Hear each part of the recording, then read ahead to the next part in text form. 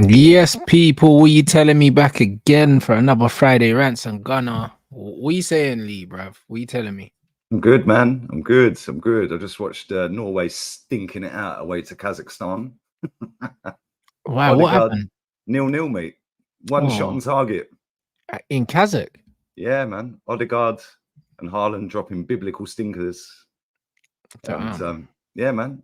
Shocking. Sorloth dropping a stinker. Strand Larsen when he came on, stinker. Yeah, they're rubbish, man. Absolutely rubbish. How can you not beat Kazakhstan? With all due respect, mate, you got to be beating them. But Fair enough. well, it Yeah, is, isn't but it? bro, At least he ain't injured. bro, and at least Raheem's looking good in training, Lee, bro. That's what I've been hearing. You might have gonna win the league now, blood. I heard he's been twisting people up in training, fam. Why are you doing this to me, man? Bro, that's what I heard, bro. I heard he's looking cold in training, Lee. Why are you doing this to me? Bro, that's Real talk. What what we doing? I heard, bro. I heard that he's looking You shouldn't listen to crazy. nasty rumors, right? No, I heard he's been doing his thing in training, man. He looks proper. Yeah, well, everyone looks good in training. Yeah, when it comes to the match, they never look any good, do they? Let's be I real hear with it. it. Yeah, I hear we've seen enough players slapping screamers in training. It comes to match day and they don't do anything. But that's what it is. We're going to unlock him. We're unlocking him, mate. Yeah, we're going to repair him. We're going to unlock him, and we're going to go and slap Tottenham. Apparently, okay. No excuses not to win the league now. We've got Raheem the Dream. No, That's I what it hear is, it, isn't bro. it? Listen, that guy's great until he sees a goalkeeper. You know them ones, but we'll see in it. We'll absolutely see what happens, man. But I've heard he's been cooking, man. I've heard he's been cooking. I just finished watching the England stuff. England posting on YouTube more than me, bruv. You know what I mean? So I just finished watching the England training highlights and stuff like that. Loads of the new guys bedding in. I'm looking forward to seeing what lineup Carsley plays, how he sets them up, who he sets up where. And obviously they're doing their already briefing it. We knew that Carsley was getting the full-time job anyway, Lee. I think we all knew that. I mean, they're doing what they did with Southgate, innit? The interim thing, yeah. Jobs Then for they're the boys. briefing, That's what it yeah, is. then they're briefing all these things, but they've been grooming him for years to be the England manager. 100%. Listen, if he plays better football than Southgate, he does. Then happy days, isn't it? Yeah, we ain't gonna win it. We ain't gonna win anything. So at least I look half decent when we're playing, rather than just boring everyone. Right. You know, when we're watching Southgate ball, you know what you're gonna get every week. It's boring. Absolutely boring, bro. Bore you to death and then go and score right at the end. You know, or get a goal and sit back and hope for the best. But I've not watched any games that Carsley's been manager ever. So it'd be interesting to see how he gets on. But after the squad are pulled out anyway, ain't they? Yeah. Loads of players are pulled out. So I don't know. Saka's still there. Let's just hope he don't play. Saka's still there. He'll play. You know what I mean? But Saka's still there. Grealish is still there. Who else did I see in training? Declan's still there. Oh, yeah, it's the Declan Rice derby, isn't it? Yeah, that's what I'm saying against Ireland, bro. They can't lose that, surely. Oh, who knows, man? He's not been very good this season. He ain't been very good since the back end of last season. So I think the ones that are pulled out, I think they probably weren't going to start anyway, which is probably why they pulled out the squad, because they're thinking, why am I going to go and waste 2 weeks just sat on the bench? Maybe. Right, Yeah, because maybe. Palmer's not going to start. Let's be real with it. Yeah, Watkins ain't going to start. Yeah, and like the players that have all pulled out, they're not going to start, bro. Harry Kane's the starting striker. We know this. Yeah, no matter what. No matter what, he's got a stat pad against all these average teams and that, isn't he? Do you know what I mean? Him and Maguire are there, so they'll start. It's gonna be easier. I don't know. It's gonna be interesting, bro. You know what I mean? Yeah, no doubt. Saka gets a full 90, bruv. You already know. He'll get man of the match. Our fans will be gassing it again. Yeah, it'll be interesting to see if Kobbie Mainoo starts, and if he starts Kobbie and Declan. Yeah, I think they will start. I think they will start, both of them. Who's the third midfielder? Is he gonna play Angel in there in the 6? What's he gonna do, bro? Like, I'm interested to see what he does, because I think he'll play Rice in the 6. I think he'll put Rice in the 6, and then he'll put Kobbie Mainoo next to him in the pivot. And then who's in the 10 though? England don't have a 10 currently there, bro, because Palmer's not there. Madison's not there. He's not going to play Grealish essentially. That's the thing, bro. Maybe Eze's still there. Yeah, he could play Eze there, maybe, but or he could put Kobe in the 10 and put Eze in the 8. Yeah, but that's what I'm saying. Like, I don't know how he's gonna do it. I think he might play 2 8s with Kobe and Rice, and maybe play Angel in the 6. Who knows? Or maybe he does play Eze in midfield, and also Gibbs White is there. He could play Gibbs White in the 10. Shit, Gibbs White's in the squad. Yeah, He maybe could play Gibbs White in the 10. Yeah, Adam Morton's not in the squad. Yeah, he didn't get picked. Yeah, I think he'll go Rice and Kobe Mino, and then he'll go with one of them, Eze and Gibbs White or Eze. White and Eze in the 10. But yeah, to be fair, we should beat Ireland. We should beat them anyway. But this is England, bro. Anything's possible, isn't it? Yeah, like, anything's possible. And then what happened is this a friendly or is this a qualification game? It doesn't matter. There's no England Ireland friendlies, bro. Do you know what I'm saying? Like, there's no England Ireland friendlies. Like, let's keep it. It's a Nations League game, okay? Yeah, bro, listen, we have to turn these lot over. Let's keep it real. All right, to be fair, I've just looked at the group: Finland, Greece, and Ireland. We should be pissing through that group. Bruv, we need to turn them over, bruv. I'll be honest. Man don't want to hear about no friendly game against Ireland. Man don't want to hear about that. Like, England need to go out there. Like, it's in Ireland as well. Yeah, wow. Yeah. Bro, this needs to be their this is like the final. Their final, yeah, bro. They have to go there and smoke them. That's what they need to do. If they go out there and embarrass themselves, yeah, it's not looking good. It's Carsley's first game. It's a lot of these guys' debuts as well. They got to go out there and play like it's the last game they're ever gonna play. True.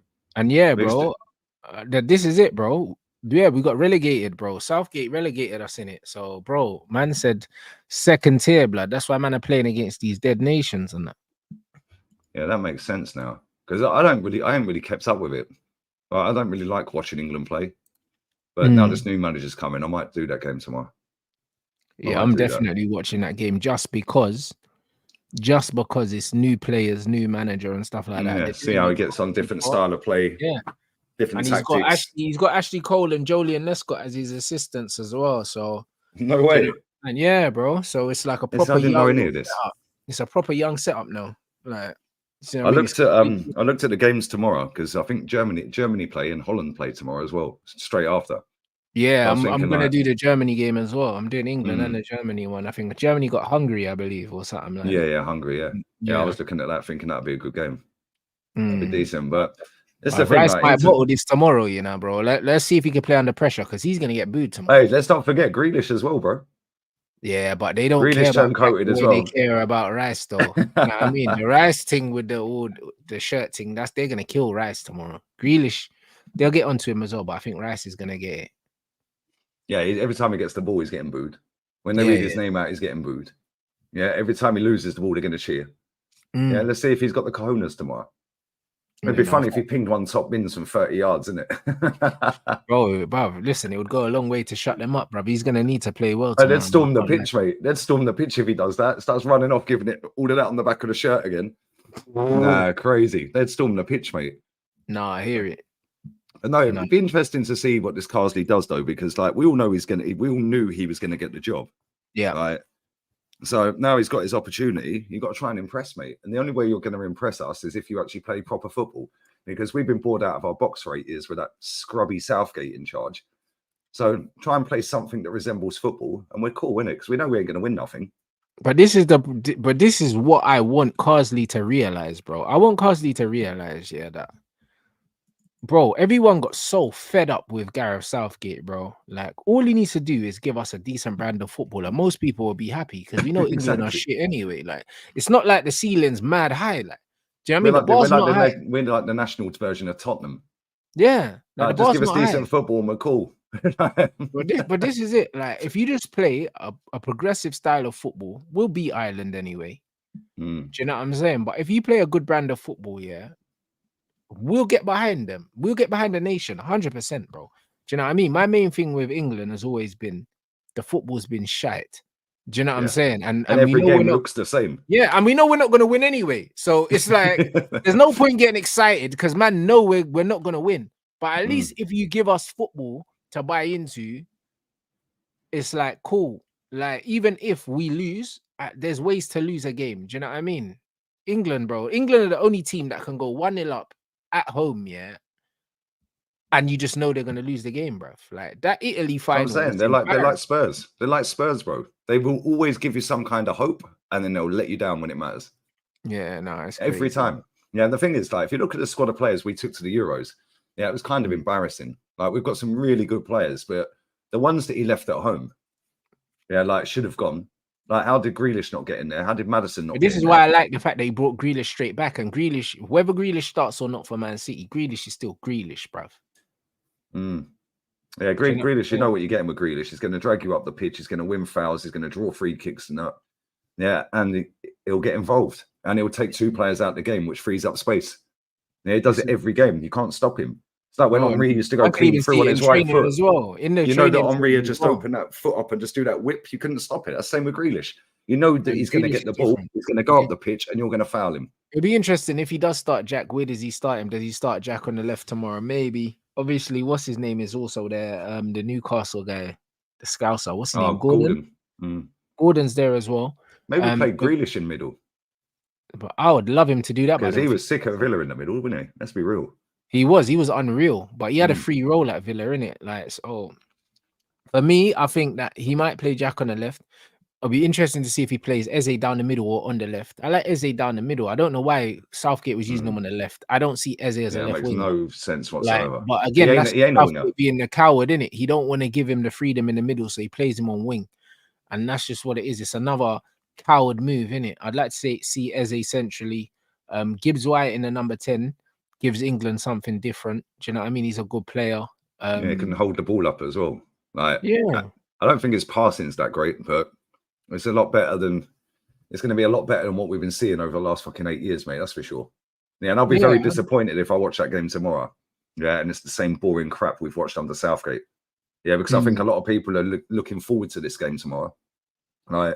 Just to see what this manager's going to do. Because, like, when you've had something for 8 years, yeah, and you've been nearly men every time, yeah, it's like now he's finally found some shame and left. The next guy's come through, yeah, ripped it up, start again, got players back in that weren't in under Southgate, got new players in, etc. You're like, okay, cool. Now you get the buzz, you get the excitement. You're like, cool, let's go. If he flops tomorrow, mate, I swear down, there's going to be an awful lot of upset people. Yeah, and they're going to be like, here we go again. Then the murmurs will be around about get a different manager in, etc., etc.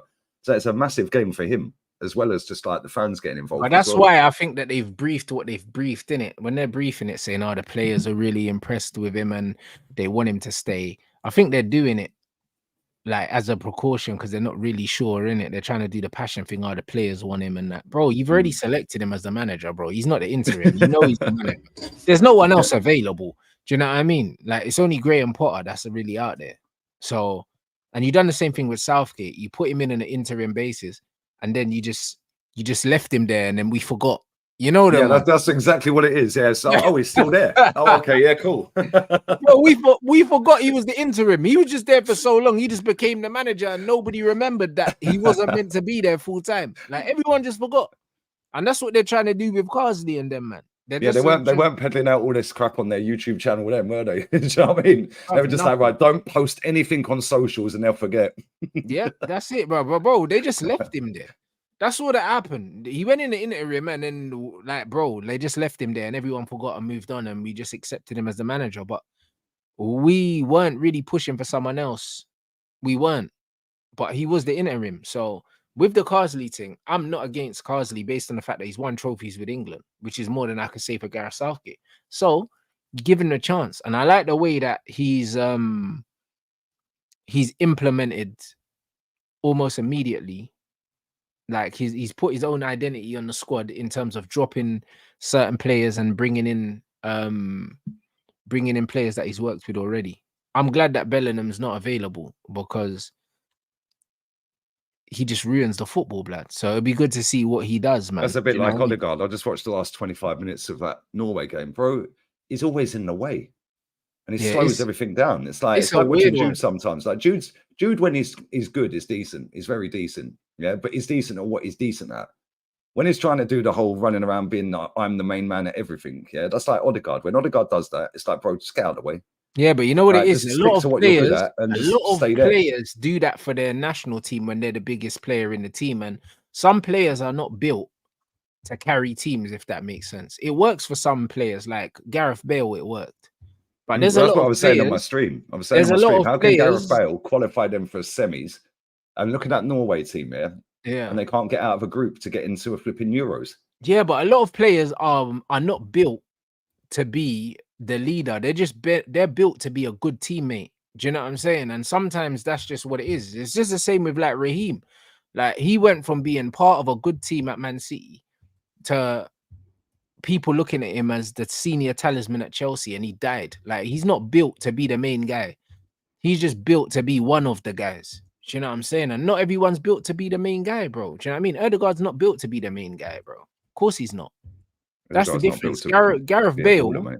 Gareth Bale was built to be the main guy, bro. He had the arrogance. He had, do you know what I'm saying? He had like the stature, the strong shoulders, bro. And he had bottle. Do you know what I mean? Like you gotta have real bottle to be the main guy. Like you take on certain things, you take the praise with the abuse and that. Certain man boo them a few times and then, bro, that's it. Start shit in the bed, mate.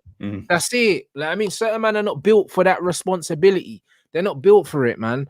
And you just see it, man. So it doesn't really surprise me that that's happening with Odegaard, to be honest, with his nation, because with the players they've got, they should be qualifying. Well, I had somebody put in my chat, I couldn't believe the stat. Yeah, that was his 60th game for Norway. He scored 3 goals. Exactly. That's not your talisman. Embarrassing. That's not your talisman. It's embarrassing. 11 assists, and 5 of them are coming friendlies. And then I went through the nations they've played. Yeah, they've been playing like Gibraltar, Denmark, like who was the other one? Slovakia, Czech Republic. It's not like Scotland. It's not like teams that they can't beat.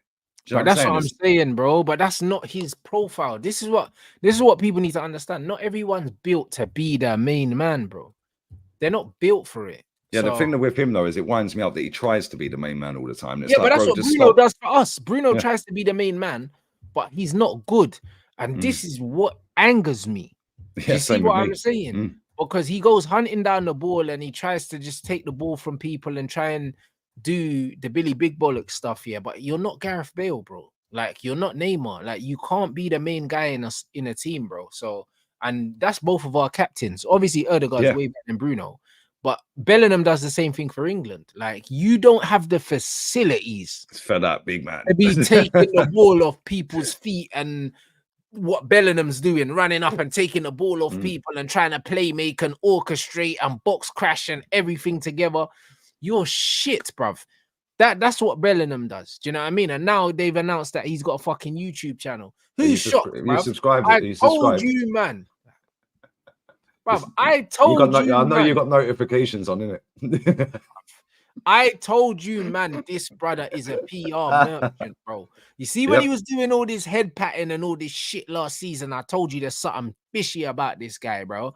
Now, all of a sudden, his YouTube channel is going to have behind the scenes from his last 12 months. Yeah. This brother knew what he was doing.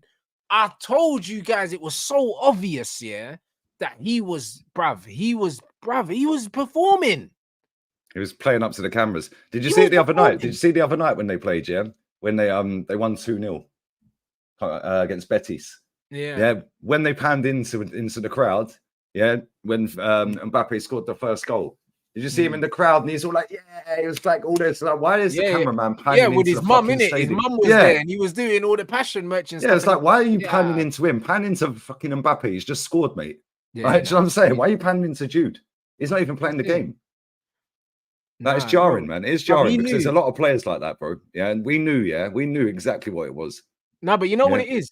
It makes even more sense now because did you see the England players' faces as well? They probably seen the cameras following him around that we haven't seen. You know, in the dressing room and stuff like that. Yeah, in the hotel. So they know why he's doing what he's doing. Do you get what I'm saying? I had a hunch, but you don't know. You know them ones. I was like, what he's doing is a bit too much, bro. It's giving me Endrick vibes. It's all industry plant vibes, isn't it? It's all a little bit over the top, isn't it? Do you know what I mean? If I'm a big man, 30 years old, and you're 20 years old, and you think you're patting me on the back of my neck after patting Rodri and all of that, like, what are we doing there? Oh, I might have to headbutt you. I'll be honest. Crazy. Nah, bro. I'll be real. Like, and when I saw the way some of these England players were looking at him, like the Cole Palmer stills were crazy. The Luke Shaw ones were crazy. Foden as well. Yeah, he's getting daggers, bro. And man are just like, bro, what you doing? Like, we just lost the game. You know the ones. And man's walking around trying to pat people on the head. It was almost like he was the manager trying to pick everyone up, innit? Like, listen, that's what it was. Yeah, that's exactly what it looked like. Now when the manager comes on the pitch, you've lost the final. Come, don't worry, lads. Come on, rub back there. Come chin up, lad. Come chin up. Go and clap the fans. Bro, it's nasty work. Do you know what I mean? And when these men know that there's cameras there as well, it's even more infuriating, bro.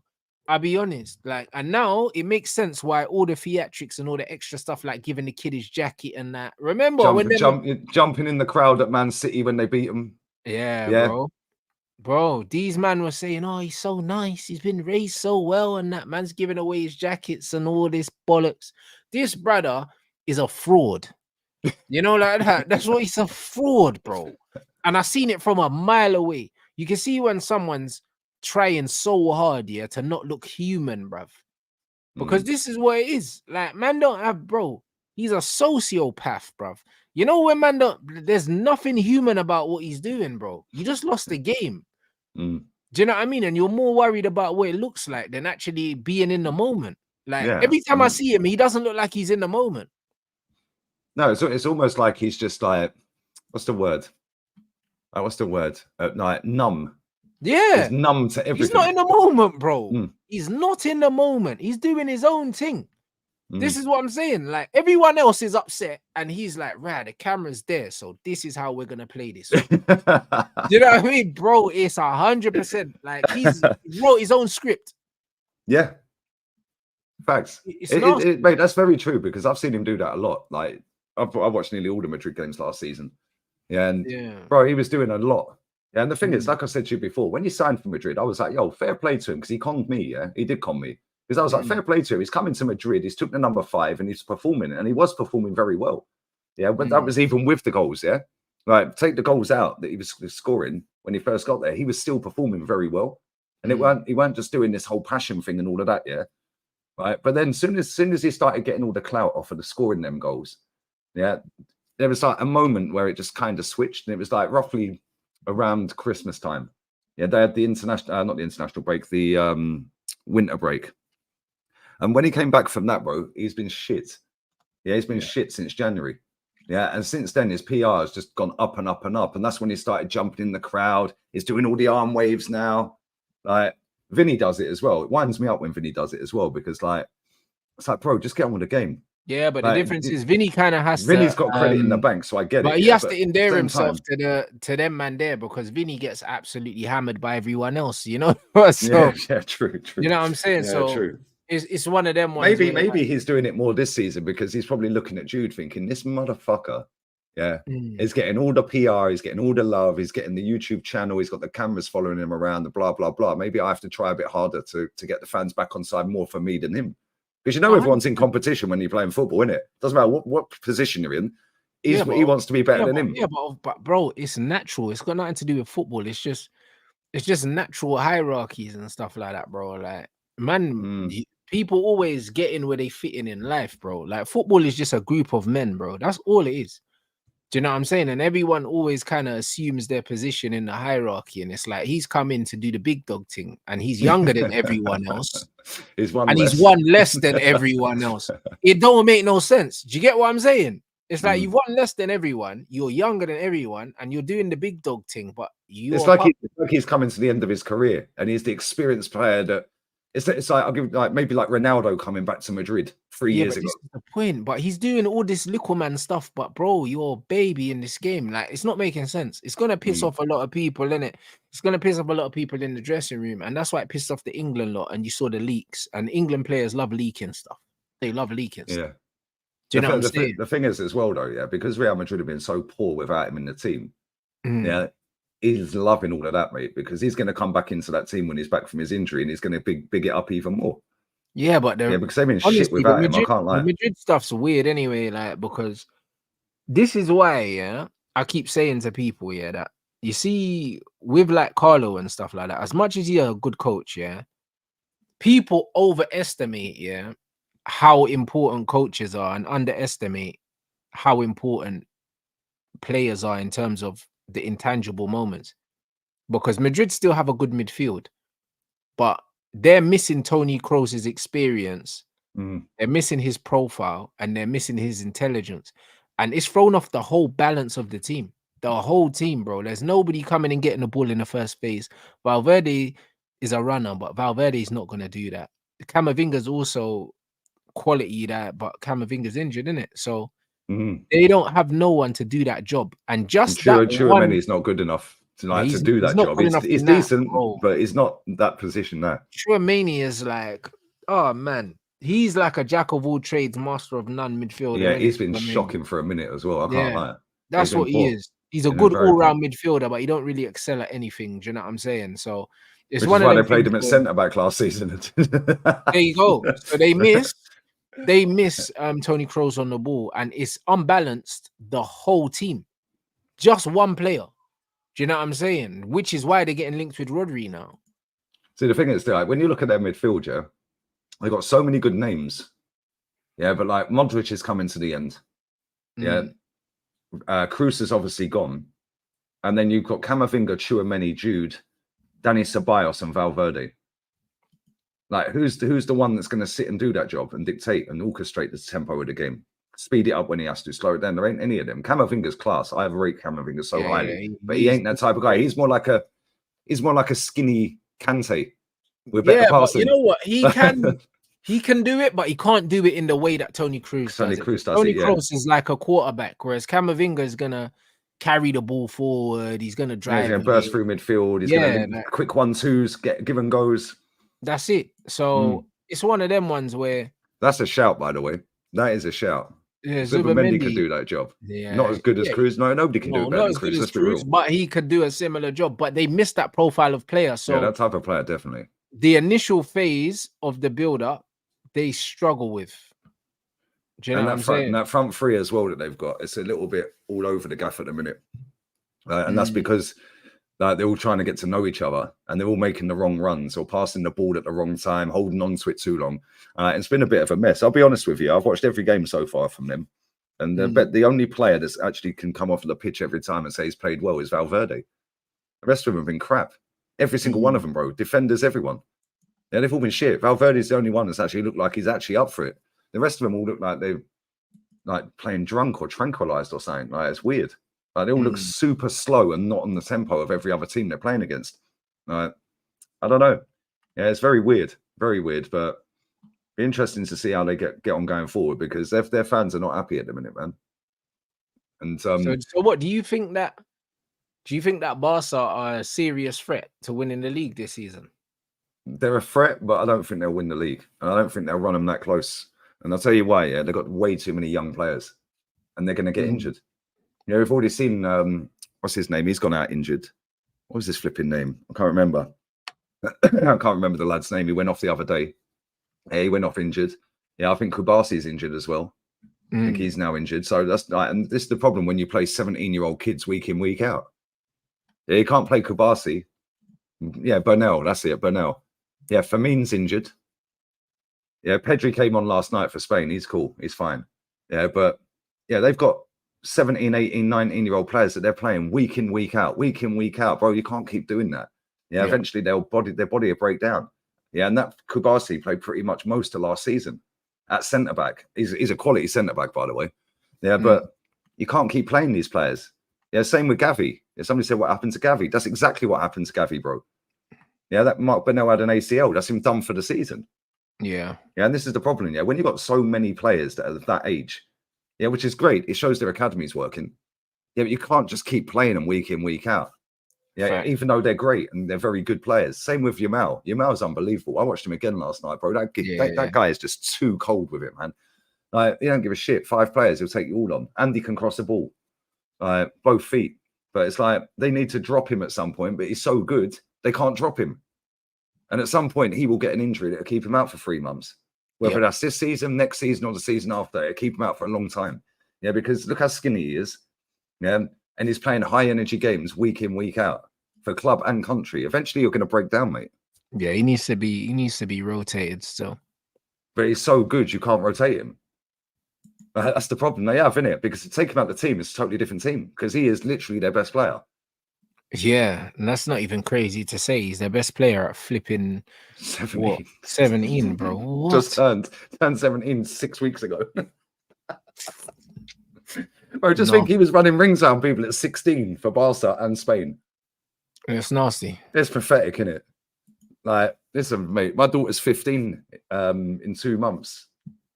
But this is what I'm saying. And this is why when I hear these people chatting rubbish about, Rants, he's only insert age, give him time. You know what I mean? I watched along last night. I was like, every winger on the planet, I don't want to hear no talk for them.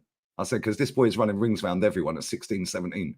Yeah, it's like, is man good enough or not, bro? Like, man's not even, I'm not even trying to hear this fuckery. You get me? Like, it's like, is man doing the job, yes or no? If not, there should be someone else that can do it, bro. I'm not in the business of waiting for people to be ready, bro. Football's a results business. That's exactly what it is. Exactly what it is, bro. Yeah, but the problem is Barcelona ain't really got anyone like to replace him if they need to bench him, or I'll give him a rest. Who they got? They got flipping Ferran Torres and the Brazilian North Side, Rafinha. Yeah. That's what I mean. Yo. That's it. That's all they got. I hear that, but for certain games they can rest Yamal, man. I would. Because otherwise, we're going to see us play a road runner. They can definitely play Rafinha for certain games. Maybe. But this is the thing. Like, they played him the whole 90, I think, the other night. And they won 7-0. It's like, why'd you play him the whole game? Should have took him off. You know, as soon as they go 3-0 up, you can take him off. And I know the fans want to see him play. I want to see him play. Like, I'm tuning into Spain last night to see him play football. Yeah, facts. Same. You know, that's the only reason I did that game, because I knew he was going to play and I wanted to see him. I want to see him play ball, because there's not many players that I actually get off my seat for. Yeah, and it's like, but yeah, as soon as Barca go 3-0 up in a game, yeah, or if they're at home and they're 2-0 up, they could quite easily take him off. Quite easily take him off and wrap him up in cotton wool, because otherwise they're going to ruin that kid by the time he's 21. Yeah, because he will get injured, and he will get some big injuries if they keep playing him 90 minutes week in, week out, mate. And for Spain, I think they almost have to, man. They have to manage his minutes. I think they will. The one thing I will say about him, though, you very rarely see him get wiped out. Yeah, which is the same as Mahrez. Mahrez, you never see get wiped out because they're so good on the ball. But they don't hold on to the ball very long. If you watch them play, yeah, most of the time they don't take touches that are not needed. They get the ball, they pop it off, they get it back. That's what they do. Like, you never see Yamal just on the ball, just dilly-dallying. Like, he's always doing something. He moves the ball quickly, and if he does decide to take his player on, he does it quickly and then he releases it. You never see him just dribbling, going back, forward, and doing foolishness. That's the difference between Yamal and someone like Neymar. Like, Neymar will hold on to the ball a lot longer than he needs to hold on to it. Do you know what I'm saying? He will, because he's trying to entice people in and he's trying to dribble and stuff. Yamal's more about efficiency. Like, he'll take the ball, he'll pop it off, he'll get it back.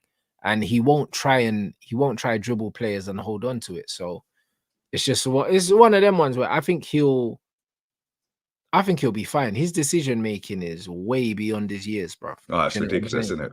There was one instance last night where he dropped the shoulder, went down the right hand side, and crossed a perfect cross into the box. Yeah, and I was like, wow. Then that ball he did for Danny Carvajal. Yeah, man. The dink free kick was pathetic, wasn't it? Yeah, there was one he did with his right foot, because he's left footed, isn't he? But bro, he can cross the ball equally as good with his right, and that is the same with the Savio. Yeah, that guy, them two players, bro. I like watching players like that because they're so direct. Yeah, but they keep it simple. Yeah, and they're so explosive, like in certain aspects of their game. Yeah, that you don't know what they're going to do, so you're always on edge as a defender, because they can come inside and they can do a reverse pass. They can go down the wing and cross the ball. Yeah, they can drop a shoulder and ping one top bins. Yeah, they can do a no-look pass and your whole defense is out the game. Yeah, they can do that free kick, bang. He did that against, who was it in the Euros he did that against? Can't remember. He did it in Euros and Danny Carvajal scored. It was the same free kick. Yeah, but I can't remember. Yeah, well, it wasn't a free kick in the Euros. It was a cross, but it was the same thing. And Danny Carvajal pinged it in the back of the net. But it's like, bro, you could play him on the left wing or the right wing and he'd be equally as good. And same with Savio. Savio, yeah, it was Croatia. Yeah, Savio played left wing most of last season. This season, he's played on the right. Yeah. Yeah, look how good he looks on the right. Bro, he's looking that good on the left as well. Wags is a pure footballer. Yeah, and they're comfortable on the ball. This is why I always sit and say about Mahrez. Mahrez is one of the best footballers I've ever seen. Yeah, he's crazy. Yeah. You can never get the ball off the geezer, mate. Now he's a proper footballer. He's as tall as me, as skinny as me, and you just couldn't get the ball off him. Yeah, so people talk about these players say, like, yeah, I'm saying like he'll get an injury at some point. That's if somebody wipes through him, of course, or if he just gets muscle injuries for playing. Yeah, but they don't hold the ball long enough, bro. Like even this is true. The difference is, yeah, Neymar showboats, innit?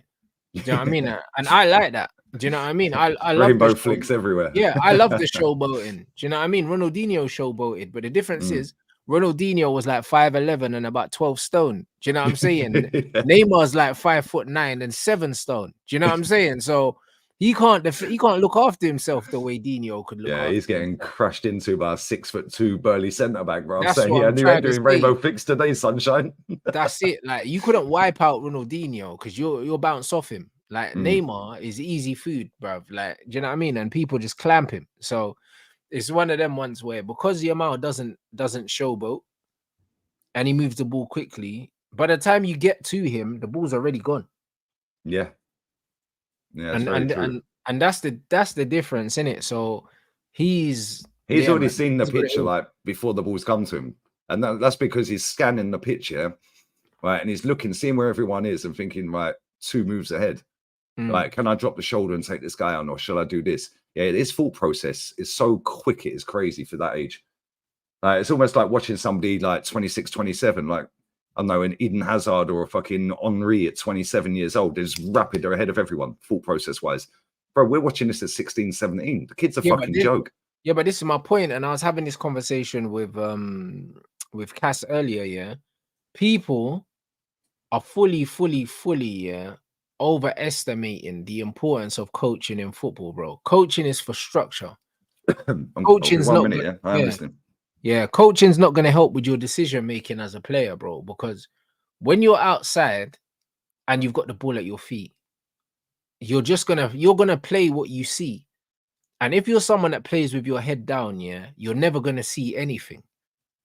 This is just all it is. So as much as people say, oh, it's the coaching, bro, Yamal had the same coaching, yeah, as Gavi and Pedri and all these other guys, bro, and they play all completely different. Like, it's not about the coaching, bro. It's about, are you good or are you not good, bro? Like, this whole coaching thing is a myth. Because if the coaching was so important, then how come all these coaches, their kids are not top footballers, bro? Their kids are shit, bro. Like what are we doing here? The coaching thing don't make no sense, bro. It makes no sense. Ultimately, yeah, it's down to the footballer how good the footballer is gonna be, bro. It's all intangible, bro. It's all intangibles. Either you have it or you don't have it, bro. It doesn't matter what position you play in. It does not matter, because if the important things in football could be taught, then all these guys that teach, yeah, they would give birth to the best footballers in the world. But it doesn't work like that. It doesn't work like that, and it would never work like that. So it's one of them things where, like, it makes no sense. Like, facts. Like, look at Jordi Cruyff, bro. He's not a good coach and he wasn't a good footballer. And his dad is one of the GOATs of coaches. So how come he wasn't good at football? And how come he wasn't a good coach either? Like, it makes no sense, bro. Like, the things that you need to be a top player cannot be taught to you. They cannot be taught to you, or else they'll be churning out loads of top footballers. But they're not. Facts. They're not. But the thing is, you don't need, bro, you can't teach how to make movement in a penalty box. I heard you talking to Cass earlier about that. Yeah, you can't teach that. If you've got it, you ain't. Yeah, like Alan Shearer scored so many goals. Why? Because he knew what to do, bro. He didn't get taught how to do it. He knew what to do because he was doing it from about 4 years old, probably. Like, you know what I'm saying? Yeah. He was probably doing it from forward. That's just natural. It's like Beckham, yeah? Beckham's free kick style. Yeah, and the way he crossed the ball. Bro, that's unique. I've never seen anyone cross a ball like that ever again. Yeah. No, how can you teach that? You can't teach that. How did he take man said Beckham's kid just retired at 22 from football. Yeah, he did. Yeah, he's gone to be a fashion model now. Yeah, what bro, a fucking life. He was a photographer before that. You know the yeah, what a life. These men are not serious. That's what I'm saying. Beckham's son, yeah, retired at 22, yeah, because dad's money couldn't even get him into the game because he was so shit. Do you know what I'm saying? Yeah, he was at Brentford, I think. But that's what I mean. Money, clout, fucking contacts, and he still weren't good enough. And this is the point. So What are we talking about here, bro? Do you know what I'm saying? What are we talking about? This is what I said on the stream the other night. I was like, yeah, listen, you have to have some level of talent to get into professional football at the highest level. Yeah? Zidane got 3 sons, and none of them ain't Zizou, blood. Bro, Simeone's got 2 sons, isn't he? And one of them sits on the bench at Atleti every week. He don't get a game, and that's his own son. Listen, bro, Patrick Kluivert's youth was playing for fucking what's his name? Fulham. No, but what's that guy's name? Yeah, Ian Holloway, blood. Oh yeah, Ian Holloway. He's playing for Ian Holloway, Patrick Kluivert's son. You know, like, bro, listen. If look at that Thuram ain't the Thuram, is he? Do you know what I mean? Bro, listen.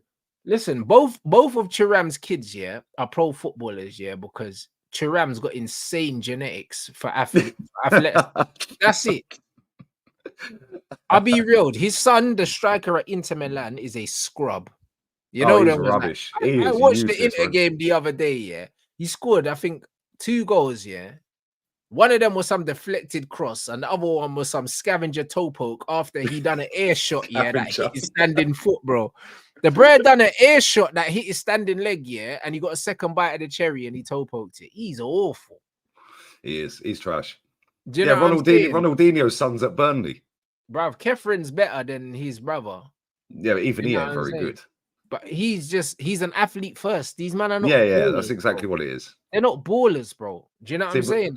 Peter Schmeichel's son was actually very good. He was actually a very good goalkeeper, Kasper Schmeichel. He was. But he was never gonna be his dad, was he? Let's just be real with it, because he's one of the greatest keepers ever. Yeah, but even though he wasn't his dad, you know, the thing is, with he made his own path and he didn't live off his dad's career, innit? Goalkeeping is a lot easier, yeah, to translate though. Do you know what I'm saying? Because there's a lot less decisions that need to be made in goalkeeping. You ain't got to be an athlete either, really. You don't have to run up and down the pitch. You just need to be a big fucker, bro, and fearless, bro. If you're a big fucker and you're not scared of someone striking a ball at you at 80 miles an hour, yeah, you got way less competition because most people don't want to be goalkeepers. So by default, it's easier to become a goalkeeper than any other position because less people want to play there, bro. If you run a football team, the hardest thing is finding a goalie because no one wants to do it. Do you know what I'm saying? The fat kid always win in goal, bro. Well, there you go. So, like, in life, yeah, if you want a job, yeah, the chances are the shittest jobs in the world, there'll always be a vacancy because no one will want to fucking do it. Do you know what I'm saying? McDonald's, bro. Who wants to work in the drive-thru? Brother, listen, there'll always be vacancies in McDonald's, bro. Always. You know the ones that there's certain jobs they'll always be hiring, bruv. It's a revolving door, just like supermarkets. They're always hiring in supermarkets. It's a revolving door. Any retail job in general, really. It's a revolving door, bro. Like when man was young and you got your national insurance number, yeah. If you wanted a job, you went to Oxford Street and you walked into every shop because you knew most of them will be hiring. Yeah, just tell them straight, you got any jobs, mate? Bosh, straight in. Come on, bruv. It's a revolving door, bruv. Do you know what I'm saying? And this is what it is. So being a goalkeeper, do you know what I'm saying? It's not really a fair comparison, but everything else, it still stands. Man are trying to talk to me about coaching. Erling's dad was a bum. Do you know what I'm saying? And he is an elite footballer. And his dad did not make him an elite footballer because his dad couldn't make himself an elite footballer. Do you get what I'm trying to say? He's just a massive lump. That's it. He's a big lump. Knows how to put the ball in the back of the net because his dad was an athlete. And I think his mum was an athlete as well. You know what I'm saying? And he had combined genes of both of them. And he just happens to be very, very good at getting himself into positions to score goals. Yeah. He's a genetic size, freak. he is a freak. Because of the size of him, he can bully pretty much every centre back on the planet. Bro, if not all of them. Nothing to do with fucking training. Yeah, and he's rapid. And he knows where the back of the net is. Yeah, he's just a weirdo, bro. He's just a fucking freak of nature, isn't he? Let's be real. But so like the other example is Eden Hazard. Where's his 2 brothers? Because they ain't any fucking good, bro. His other 2 brothers. But Eden Hazard's the elite one, wasn't he? There you go. And the other ones weren't nowhere near him. That's it. Look at CR7's youth, blood. Like he's been in every single academy that CR7's been in. Yeah, his son ain't good at football, bro. And he's not gonna be good. Do you know what I'm saying? There's too many intangibles here for people to be blaming coaches. People think that Ruud van Nistelrooy is going to come in and turn Marcus Rashford into a player that knows where to be. He's never going to do that, bro. Nope. Do you know what I'm saying? Like, man saying this is mentality too. Bro, listen, man could talk about mentality and all these things. Even mentality, you can't teach mentality. Either you have it or you don't. Do you know what I'm saying? Like, you can't teach, your child to be hungry, especially when your child hasn't grown up starving, blood. Yes, You can't. exactly. You know them ones there. Why do you think David Beckham's ain't made it? He didn't have don't the need same the money. He Bro, don't need the money, bro. He knows, that he can be whatever he wants in the world, and nothing can stop him from doing that. He don't need to be a footballer, bruv. He doesn't need to be. He was a photographer. He gave that a crack. Oh well, that never worked. Oh, I'll be a footballer now. Brentford gave him a gig. That didn't work. Oh, I'll be a fashion model now. But that's what I'm trying to say. So you can't teach mentality. Even you can't pretend to be poor. You know them ones there, like. When I have children, like, bro, even if I say to I don't know, we've always got like one mate that's never got any money in the bar, mate. No, but I hear it, drink. Bro, listen, if I have a son, I can't replicate my upbringing. I don't live where I grew up. Yeah, I can afford to give you my might not be as strict as your parents. couldn't have. Yeah, you might not be as strict as your parents. You're not going to humble them. I'll be more strict than my parents. I'll be exactly how my dad was. So I'm still going to be strict. However, the difference is, like, I can't tell them I don't have shit because I have shit, and they'll see that I have shit because they'll see where we live. My mum never had to tell me that we never had nothing. It was obvious to me we didn't have nothing.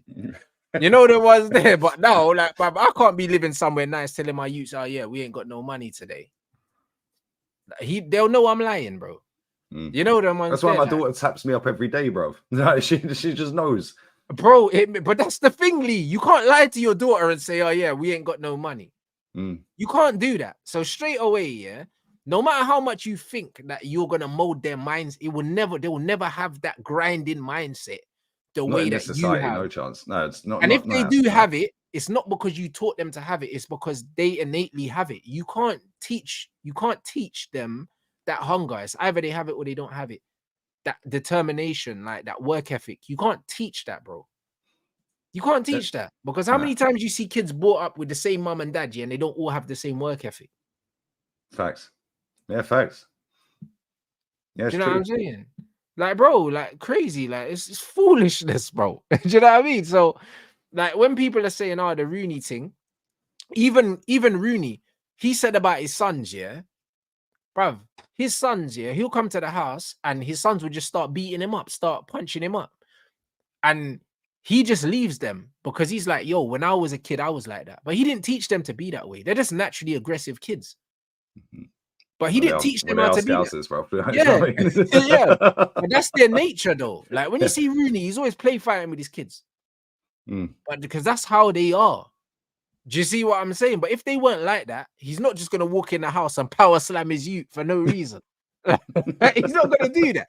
Do you know what I'm saying? Because if he walked in the house and he power slammed his son, he might start crying, run to his mum. Then I'm like, oh, I got a little bitch of a son. Like, that's not going to toughen him up. Do you get what I'm saying? You can't toughen your kids up, bro. It's either they're born tough or they're not. That's what people need to understand. Like, you don't make your kids a certain way, bro. They have a nature, bro. They have a nature. That's just how it is. Some people are more aggressive. Some people are more passive. Some people are more impulsive. Some people are more thinkers. Your parents don't make you that, bro. Do you know what I'm saying? All my siblings are different. Every single one of us. And we got the same parents. Yeah, so how does that, and we grew up in the same house. So how the fuck does that work? Yeah, same. Do you know what I'm saying? So if you don't think a fucking coach can just come in and change man's fortunes, but then we've got the same coach that coached Paul Pogba, coached Jesse Lingard, coached Ravel Morrison, coached Tom Cleverley, coached all these guys, and they're all different players. So what are we doing? So why couldn't that one coach give us 15 players that are ready for the first team if the coaching was so important? Yeah, that's it as well. And the problem is when you've got players like Rashford, for example, he's on what, $350 a week, something like that. Yeah, bro, he's made his dough. He could quite happily retire and live happily ever after for the rest of his days. That's why he walks around the pitch like he couldn't give a shit. Yeah, he ain't in love with football anymore. He's bored, mate. Yeah, he can have anything he wants whenever he wants within reason, pretty much. He can go buy a brand new car every week. Yeah, and it ain't cost. He can go buy a brand new Bentley every week, bro. Get it all pimped up. Facts. Yeah, and he can just chill. Yeah, and he's still got money in the bank from his wages. That's without the endorsements. Like, you know what I'm saying? Bro, he's got money, more money than he ever thought he'd ever have. Yeah, and he's what, 26? Yeah, he ain't interested, bro. And that's the problem there. Like, and you can't make them interestedly. And that's what I was going to say. When you've got players like Ronaldo, as much as I don't particularly rate him as the greatest of all time, yeah, you got to rate his mentality. Because that guy still, what, is 38, 39? He still wants to keep going, bro. Yeah, he wants and he's kept himself in shape. Oh, he hit his 900. Fair play to him. You can't knock him, man. 900 goals is a joke. Yeah, but he still wants that 1,000. And you can't still have that. That mentality is like been there from when he was young. Yeah, bro, the fact that he's on 900 goals, he's won everything in the game apart from a World Cup. Yeah, like, and he still wants to keep going. Yeah, bro, that's mad. Yeah, and if more players had that, which they don't, because you've either got it or you ain't, yeah, football wouldn't be in a shit state that it's in now. Yeah, but this is it. This is why I agree with this. I think Rashford is a lost cause because everyone's talking about this coach will do this and that coach will do that, bro. You have to want it, bro. Do you know what I'm saying? He don't want it, and you can't teach him to want it, and that's fine. This is what I keep saying to you guys. Like, not everyone is built of the same stuff. Not everyone's built of the same stuff. There's certain men that can have everything and still go outside and grind like they've got nothing. But they're the minority. Yeah, well, that's what I'm saying about Ronaldo. Yeah, bro, Cristiano Ronaldo is the minority, bro. He wasn't taught that. That's something within him. Do you know what I mean? Most footballers can't get up like they got nothing in their bank account and go to the gym every day. He literally gets up every day and does exactly the same thing. It's that same dry chicken every day. Than you could ever want. Dry chicken, boring gym routines, starving himself. Because you can't have abs all year round without starving yourself. This brother starves himself. He's literally eating a couple of chicken breasts a day, no seasoning, some broccoli and a bit of rice, and that's about it. Bro, it's nasty. Like, his food bill must be super cheap, you know. Bro, he's living like he's in poverty. But he's got money. He's earning what, 2 million a week from Saudis? Something like that, 2 million a week. Bro, that's without any other sponsorship deals he has, and he's got every deal you can imagine, pretty much. This guy is living on rations, bro, and he's a billionaire. You know what I'm saying? Like, it's crazy. Yeah, he's on 3 million a week, man. Bro, and he ain't touching any of that. Care about nothing. He's not touched his wages here, his actual wage, and that's tax free, by the way. Brother, he ain't touched anything. I don't even know if he's touched his wife. That's why she's twerking on Instagram. Bro, I swear down, bro. Oh, once, man. Hey, bro, Lee, I swear down, bro. That's why she's twerking on Instagram. Bro, listen, she's been neglected, bro. This bread. My man's just, bro, sitting in his office looking at all of his match balls and rubbing one out, bro. You don't need his wife. That's why she's twerking for TikTok, bro. All of these hat tricks, man, just rubbing it out with all of these footballs around the fucking room, blood. You don't even need her. Saying, bro, it's true. Bro, I'll be real. This guy is different. This guy is different. You can't teach that, bro. You're a madman. Bro, you can't teach what he's got, bro. You can't teach it. And this is why his son will never be good, bro. Because you can't teach that. You can't teach that. You can make your son do all the press-ups in the world, bro. What happens when you stop telling him to do the press-ups? Is he still going to do it? Yeah, exactly. Because you can't be there to tell him to do press-ups every day, bro. It's going to get to a point where when you don't tell him, does he still do it? That's when you're going to see who your son is, bro. Most of the time, they're not going to do it as soon as you stop telling them. So he's sleeping with all his medals and bro. He's covering the Ballon d'Ors every night, bro. I'm telling you, I reckon he's got his own room, bruv. You know what I mean? And he's just flying to himself, bruv. And he just sleeps there, bro. That's what I think. He's on the shed long there. He's just laying there in his pants. Bro, he only comes out to make children, bruv, and go to the gym. That's it. You know them, man. The man just see him at the boxing every now and then, bro. Swear down. Like, that's what he does, bro. I'll be honest. It's one of them ones. Like, when you see him, he's filming and he's with his wife in the gym. That's probably the only time she sees him in the gym. Trust me, he don't fuck about, bro. He doesn't live a normal life, bro. Like, people don't realize how much he fucking sacrifices, yeah. Like, to do what he's doing. This is not normal, bro. This is not normal, bro. No, it's not. Like, he's nearly 40 years old, bro. Bro, you have to be moving psychopathic levels, yeah, to do this. Do you know what I'm saying? Like, bro, look at that. Man said he tells his son not to eat chips and he gets mad, bro. Do you know what I'm saying? Because he's like, what do you mean, bro? Just because you're doing that. He told him about fizzy drink as well. Do you remember that clip? And he don't care, bruv. He's like, that's a you thing. That's not a me thing. Do you get what I'm saying? As soon as he said, you can't have fizzy drink, you can have water. He's like, no, but I want Coca-Cola. Brother, let me tell you something. As soon as dad goes out, mum's got the stash under the yeah, cupboard. she's got the secret stash, yeah. Like, she's probably got her own little room. That's where she does the twerking. Bro. This is what I'm trying to say. This is what I'm trying to say, my bro. You can't make your kids do these things. You can't make them. So there's no point trying. There's no point trying, bro. You can't. No, because the more you say to your kid, you can't have fizzy drink and you can't have junk food, the more they're going to want it. And then when they go to school, yeah, their mates are going to be eating it and drinking it. But this is what I'm trying to say, bro. So all you can do is teach them why you shouldn't be having it. And then if they decide they still want it anyway, cool. You're just not having it with me. Do you know what I'm saying? And that's all it's going to be, bro. But you can't make them do anything, because if it's in their nature to listen to you, they're going to listen to you. If it's in their nature to be rebellious, they're going to rebel anyway, bruv. They're going to do it. There's nothing you can do, fam. Do you know what I'm saying? There's bare, bruv. There's bare, man, when we was younger, man used to sneak out their house and that. Man used to tell their mum they were going to school and then put on their own clothes and go somewhere else, blood. I was never one of them youths, bro, because... Yeah, put your uniform over your normal clothes. Bro, that's what I mean. Because it wasn't in my nature to bunk school. But it's not because I was shook of my parents. It's because it weren't in my nature. But it's in bare people's nature to do bullshit like that.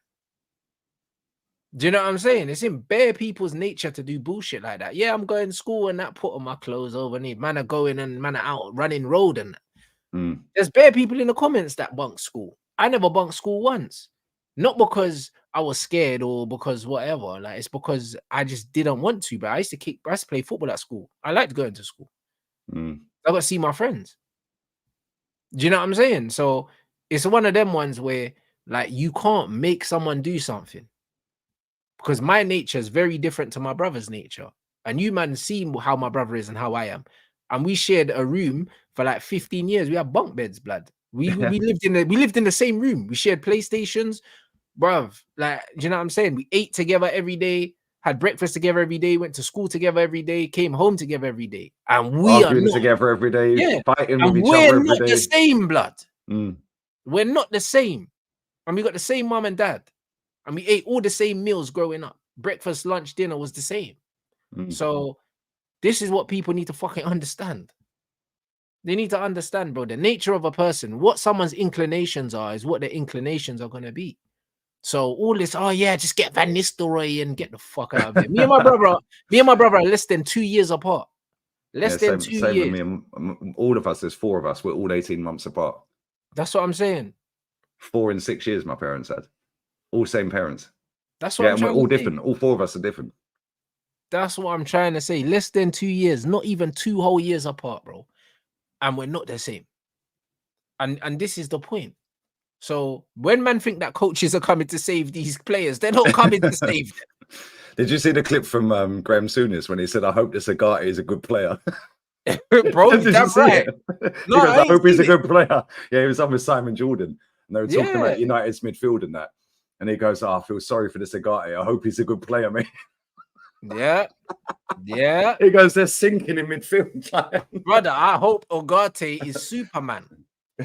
You know the one, because, bro, the crazy thing is about this Ugarte thing, he's going to come in and he's going to die. That's basically what Souness was saying. That's basically what he was saying. He was saying, like, I hope he's a good player because their midfield's so unbalanced. Like, I only see about 10-second clip of it. I'm going to watch it later tonight if I get a chance. But he was basically saying, yeah, he better be a good player because, like, he's going to sink, and I feel sorry for him. Bro, like, he's going to be in that midfield, and he's going to be getting run ragged.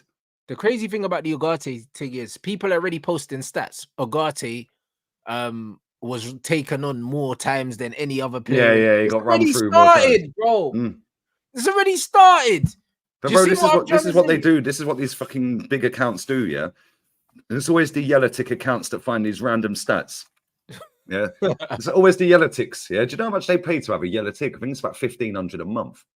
Yeah, like for a yellow tick. It's like, bro, come on, what are we doing here? Yeah, and then Is they that what post that's out the for? most. I thought that was a corporate tick. I thought that was just Yeah, that's what it is. The yellow tick's like business. a corporate one, like a football club or a business. Yeah, but when you see like SofaScore and stuff like that, or ESPN, they've got like the yellow ticks in there. Yeah, this account that I see, can't remember which one it was. Yeah, they put that stat out. Yeah, and I was like, well, why didn't they put that out when Man United were linked to him? Why are they putting it out now he's signed? But this is the point, bro.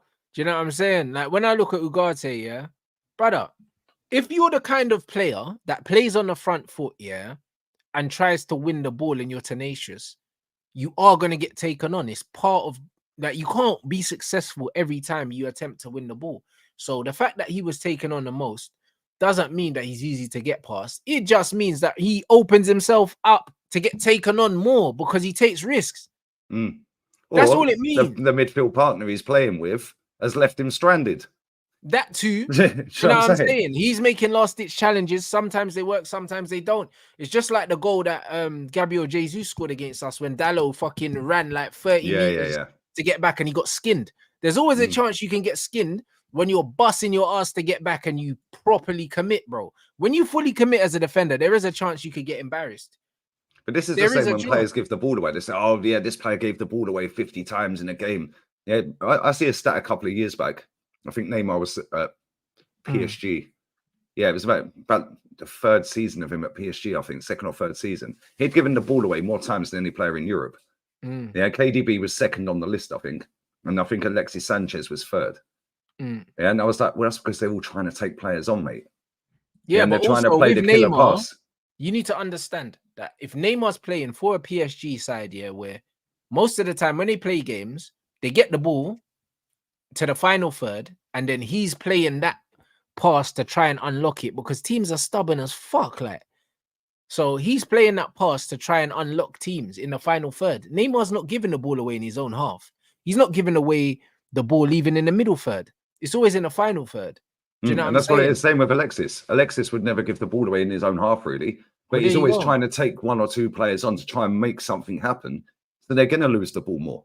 But that's it. Yeah, but Bruno loses the ball everywhere. That's the difference. That's the difference. He loses it everywhere. This is what my biggest problem with Bruno is. He'll lose it just hoofing it in the air on the halfway line. Like Neymar's not losing the ball there. Oh, that pass he did the other day, Bruno. Yeah, where he just slapped it. I was like, what are you doing, mate? Yeah, this guy's horrible to watch, man. Honestly, he is disgusting. It's an eyesore, bro. But it's like, yeah, some of these stats, man, they just get fudged and moved around. Like, you can find a stat to make any player look good and any player look bad. Facts. It's like when we signed Odegaard, after the loan, we signed him full time. Can't remember what account it was, but that's where I first heard of expected threat. Like, what the fuck is expected threat? I told man about expected threat, bro. Trust me. Man, these men are a threat. On the road, blood. Man, tell me about the expected threat, blood. I'm telling you, bro. These men are a threat. They're a threat to society, bro. That's what they are. Do you know what I'm saying? Like, and they made out that this journalist made up his new metric that's now spread like wildfire. Expected threat. Yeah, and he had him number one in the Premier League because he'd been on loan for the half a season before. He had him above every single player in the Premier League for expected threat. I was like, mate, he got 2 assists. But how do we work out expected threat? Is that exactly what you're expected to do based on what you do on a game-to-game basis, or what? I have no idea, bro. I genuinely don't know, bro. Some of these stats, like, it's anything that's got a letter and or another load of letters and numbers after it is a load of bollocks. Yeah, X this. Load of rubbish, mate. How about watch the game? Yeah, like Ribs and Dibs and Gundos. That stream was class, man. I can't. That was amazing. Yeah, but it's like expected threat, like, or what's the other one? PAD something. Ball recoveries. Like, what the fuck are we talking about here, mate? How about just watch the game? These men have got a spreadsheet out, a compass, a ruler, and a calculator out on match day. It's like, mate, why don't you watch the game? Yeah, but football. But you gotta understand, like, it's a symptom of society. Society's been taken over by nerds. Do you know what I'm saying? That's it. PADJ. What does that even mean? What does that mean? PADJ ball recoveries. What does that mean? I have no idea. PADJ ball recoveries. What is that? What does that even mean, bro? And this expect XG, yeah, right? If Erling Haaland's clean through from the halfway line, bro, 1-on-1 with Alisson, And then Gabriel Jesus is in the exact same position, clean through. There's no defenders. He's clean through. They're all gone. Yeah. The XG is the same. That's impossible because Jesus is going to miss 9 times out of 10. Exactly. And Haaland's going to score 9 times out of 10. Exactly. If it's Sterling and if it's Haaland, yeah, it's not the same XG. So I'm saying, but the XG is the same. The XG is, this is what I'm saying. It's a load of bollocks. Yeah. Yeah, like, but this is the point, because it's the intangibles in football, because a chance for you is not a chance for me. Do you get what I'm saying? And that's what I say about the Xerxes goal, yeah, that he scored. That's not a chance for 99.9% of the players in the league, but it's a chance for him because he's got the ability to take the ball like that. But that's not a chance for most people. It wasn't a good cross, and he was arriving onto the ball, like, and the ball's come across his body. He's opened it up and guided it into the corner. That's only seen as a chance, yeah, because it's him. And that's why when you give a player an assist, yeah, for a bad cross that he turns into a good cross, it's like, do you know what I mean? How does a player get an assist for Saka's goal the other day when he touched the ball 6 times in the penalty box and slapped it in? Yeah, against Aston Villa or whoever it was. I don't know.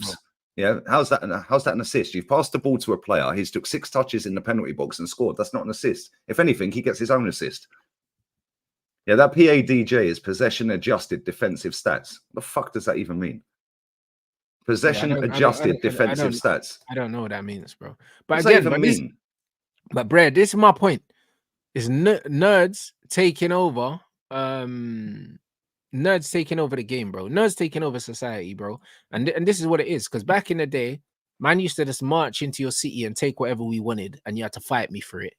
And now these guys have got fucking brother. Now these men got the internet and they got robots and shit like that now, Lee.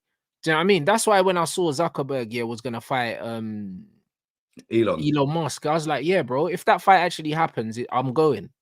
You know the ones there, like, because they were gonna fight in the Colosseum. I'll book my flight to Italy for that fight, because you know what I'm saying, like the super nerds fighting and that.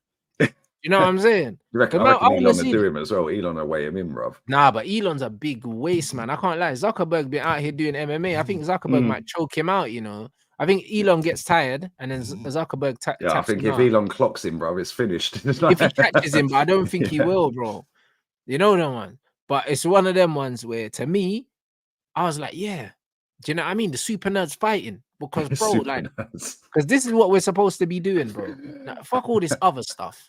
Do you know what I mean? Because ultimately, yeah, everything in life comes down to, can you beat me up, yes or no? It comes down to it. The reason why man are looking at Bellingham the way they're looking at him is because they're just like, you're a little bitch, bro. Like, we've done all of this in football and you're coming in tapping me on the back of my head. Like, and I'm a big 30-year-old man and you're a little 20-year-old kid. This is mad disrespectful. Do you know what I'm saying? Like, it's mad disrespectful.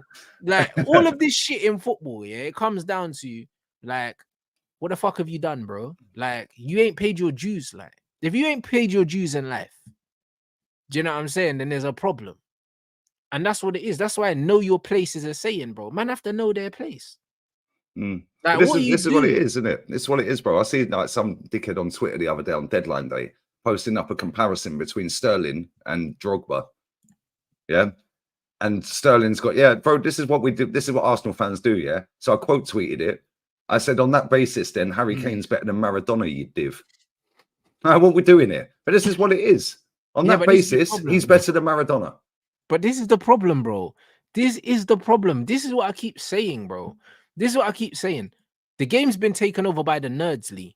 It's been taken over by the guys that never played football outside their house. Do you know what I'm saying? They never played out on the roads. They never got picked to play football in the playground.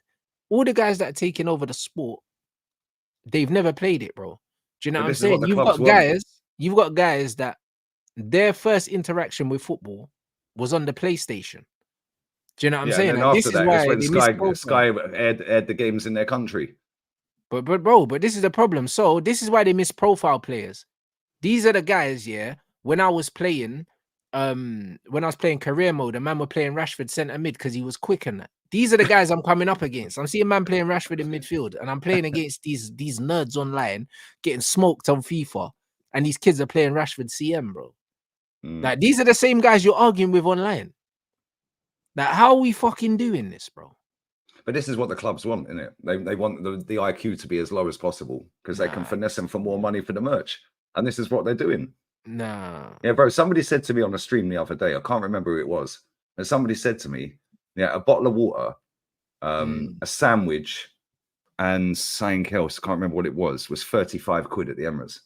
And people are paying it, bro. Yeah, because their IQ is gone. How are you paying for a bottle of water, a sandwich, and something else? I can't remember what it was. I think it was a bar of chocolate or something. It was like 35 quid. But this is what they want. Lower the IQ of people in society, just in general. That lowers the IQ of football fans by default. Yeah, and then the clubs can just fleece you. Yeah, every year they put the price of the kit up. Every year they put more training kits out. Every year they put more merch out. Every year the tickets go up and you get less games. Yeah, every year everything goes up. The subscriptions for Sky, BT, and so on and so forth. Yeah, the only thing that doesn't go up is the fucking level of the game. Yeah, fact. It gets worse. Yeah, but this is the point, Lee. So it shows you that clearly we're doing something wrong, bro. Yeah, we need to become super mutants. That's what we need to become, mate. We need to start saying Arsenal is scary, United is scary, give Ten Hag time, trust the process. I just think we'd have 500,000 subs in about a year. But this is the point. But this is the point. Like, we know what needs to be done, innit? And we're not prepared to do it. Do you know what I mean? Like, even my man in the chat, to myself. I ain't lying to myself. My man in the chat said, Drogba gets mad disrespect online. You know why? Because they never see him play. You had to be there. You know them ones. You had to be there, because the best way to judge football is by actually watching it. All this. When did he sign for Chelsea? Was that what, 2006, 2007, maybe? It would have been around 2006. Right, so that's 18 years ago. So for anyone to have actually seen Drogba at Chelsea, they've got to be in their mid-20s. Over 30 at least. Yeah, well, mid to late 20s. Yeah, that's what, 18 years ago he signed for Chelsea, roughly. 2004. Yeah. So 20 years ago. So 20 years ago. So you've got to be in your mid to late 20s. 30s, yeah. You got to be in your 30s. To remember it, you got to be touching 10 years old. Yeah, 10, and even 11, 10 years old is not really old enough to really remember anything. Yeah, so you got to be in your 30s. 33, 34, 30s, 35. Because you're about 13, 14, 15. You're going to school, Drogba. Exactly. Yeah. There you go. So you got to be in your 30s to remember Didier Drogba. You had to be there. Do you know what I'm saying? Even if you've seen Drogba and you're 27, yeah, you didn't appreciate until later. Until later. But that was like me with Maradona, though. I didn't really. I see Maradona. Bro, if you're 10 years old, you can know who players are, but you don't really appreciate them at 10 years old. It's impossible because you don't really know the game at 10. You don't really know, yeah. See, that was like me. My first memory or real memory of Maradona was when he was running into the camera off his nut in '94. Yeah, exactly. And I was what, 12. Yeah. And it was only when I got older I realized, well, actually, this is a baller. Well, at the time, I was just like, this guy's off his nut, mate. Like, that's what I mean. These men remember Bull Drogba. You know them, man. That's what these men remember, bro. And them man are chatting shit, bro. This is my problem. This is my problem with the whole thing. With Drogba, you had to be there. And when I tell you, when you was there was nothing more terrifying than Drogba. Drogba could batter your whole team and not get a goal or an assist. Yeah. That goal he scored was against Liverpool, where he just spun and pinged it, bro. Yeah, and pinged it, bro. Bruv, listen, Drogba could give you a 90 minutes of hell and get no stats. Do you know what I'm saying? Like, and this is when I'm telling you, these stats are bogus. Like, these men tell us that Bruno's the most creative player in the league, yeah, but then they also tell you that Man United don't create enough chances. Yeah, the strikers don't get any chances. Do you know what I'm saying? Like, how can the two things be correct? If Bruno plays for Man United and he creates the most amount of chances, how can Man United not create chances? Someone's lying somewhere. Yeah. You know what I mean? Someone's lying somewhere. You know what I'm saying? And this is the problem, because what they call chances are not actually chances. Nah. That's another load of bollocks. A created chance. What is it? Odegaard's created one chance since April 22nd. One created chance, and that's this season. One. Come on, bro. Yeah, and it's like, come on, what are we actually doing here? What is a created chance? Because you see, when a player, like, this is what winds me up with football, yeah? Because Mesut Ozil used to get this all the time. Oh, we created 7 chances in the game, right? So, you know, when a player's running across goal, yeah, but the player that's got the ball passes it towards the corner flag diagonally across the box. So the player's running towards the corner flag to receive the ball. If he just spins and hits that, that's a created chance. But he's running away from the goal towards the corner flag in the box. The ball's the wrong ball. Yeah. And he hits that. I've seen Welbeck take shots. Yeah, like as soon as you touch the ball, that's what it is. Yeah, as soon as you take a shot towards goal, whether it goes on target or not, that is a created chance. Amount of times I used to see Ozil do that and Welbeck just swing a leg at it, and that's a created chance. I see it every week, bro. And that's like why I see these created chance stats and assist stats are a load of bollocks. Now, you can get an assist off a corner. As far as I'm concerned, that's a hit and hope. You have to hit the ball into the right position, which, yes, is a skill to put it in the right spot every time. But now you have to hope that every single one of your players has done their job against every one of their defenders to jockey for position. It's a hit and hope. David Beckham is one of the only people, that I would count an assist from a corner from, because I know he was picking someone out. Most of the time, these men are not picking no one out of corners. No, they just put it in an area and hope. They just loft the ball into the box, bro, and hope for the best, bro. Like, brother, I've never taken a corner and tried and aimed for any one player in the box, bro. No, just try and put it in that little area where the keeper can't really come and get it. The defenders are like, bro, when Beckham floated that ball out for Scholes and he slapped it, that's what a fucking assist looks like. You know what I mean? When man are just slapping the ball into the box and hoping someone gets on the end of it, do me a favor, man. Do you know what I'm saying? Like, do me a favor. Like, this is what man are getting assists for, bro. Like, and none of it's intentional. For me, an assist has got to be intentional, bro. If I go and shoot and then someone if I go for a shot and then someone just flicks it and redirects my shot and it goes in, I get an assist, bro. I didn't pass to you, bro. I think you get an assist, right? So if you get pulled down for a penalty, but I take the penalty, I think you get an assist for that. Nah, I think in FPL you get an assist for that, but not in real life you don't. Okay. But either way, why is that a thing in FPL? It's all part of the gimmick. Yeah. And another one as well, it's like when you see players that slap a 25-yard screamer, right? The person who passed him the ball's got the assist. Who got the assist for Thierry Henry's solo goal against Tottenham that he's got a statue for? Does anyone know? I don't know. It might have been one of the defenders. I think headed the ball or something weird. Inside their own box, 6-yard box. It was Paddy Vieira. Henry then run the whole length of the pitch. Vieira gets the assist. Bro, fuck off, man. You know what's so shameless? If that goal was scored today, everyone will be looking like, yo, Saka got the assist. Bro, that's what they'll be doing. I swear. All my life. Yeah, Garnacho got the assist on that, Bro, listen, that's what they'll be doing, If that goal scored today, them man are doing the assisting shamelessly, bro. Look how many times Messi's dribbled past 7 people and slapped one in, bro. That goal did that against Getafe, the Maradona goal. Who got the assist for that? Because he literally took the whole team on, bro. He was on the halfway line. I was like, nutmeg 2 players on halfway. I just remember someone passed him the ball. He dropped his shoulder. Probably Xavi or someone or Busquets. Probably. He stepped over the ball, dropped the shoulder, spun round on the line, and then just started jinking and then started going. Yeah. See, it had to be, because when you look at where he was on the pitch, it could only be Xavi. Do you see what he gets the assist for that? How is that an assist, bro? For me, an assist, is you've literally put it on a plate. Yeah, so when Kevin De Bruyne is putting Sterling backstick tappings week in, week out, that is an assist. Yeah. You've put it into a position where he cannot miss. That's an assist. Like, come on, what are we doing here, man? Yeah, Son's solo goal against Burnley. Who got the assist for that? Because he running from inside his own half around the whole team. I've no idea. It's bullshit, man. Who passed the ball to Ruud van Nistelrooy for his goal against Fulham? Yeah. Like, brother, I don't know. That's probably Carrick. Yeah, someone just fizzed it into him, innit? Touch, dropped the shoulder, started rolling. But this is what I'm trying to say, bro. Like, I don't know who passed him the ball, bro. We don't care, bro. Yeah, Yaya Touré's solo goal where he just got quicker the further he went. Who passed him the ball? We just don't care, Lee. Do you know what I'm saying? And this is the fucking problem, yeah? This is the problem with all this shit now. It's like they've introduced, all of these stats to twang us and make us think that things are happening on the pitch that aren't actually happening. That's what it is. Because football has not changed so much in the last 20 years that new things are happening on the pitch. Like, it's the same game. Yeah, it's the same game. It's just a you can add version of the game. Camera, you can add fucking goal line technology, you can add VAR, you can add stupid stats. It's still the same fucking game, blood. And the same rules still apply. When you're judging players, the same rules still apply. You still need the same fundamentals you needed 10 years ago, 20 years ago. The game ain't changed that much. Do you know what I'm saying? So when you're saying, it's a new game, and it's not, it's the same. It's the same game. It's just changed. The rules, most of the rules haven't changed. The only rules that they've changed, mainly is the back pass rule, which was later, and also being in the box from goal kicks rule.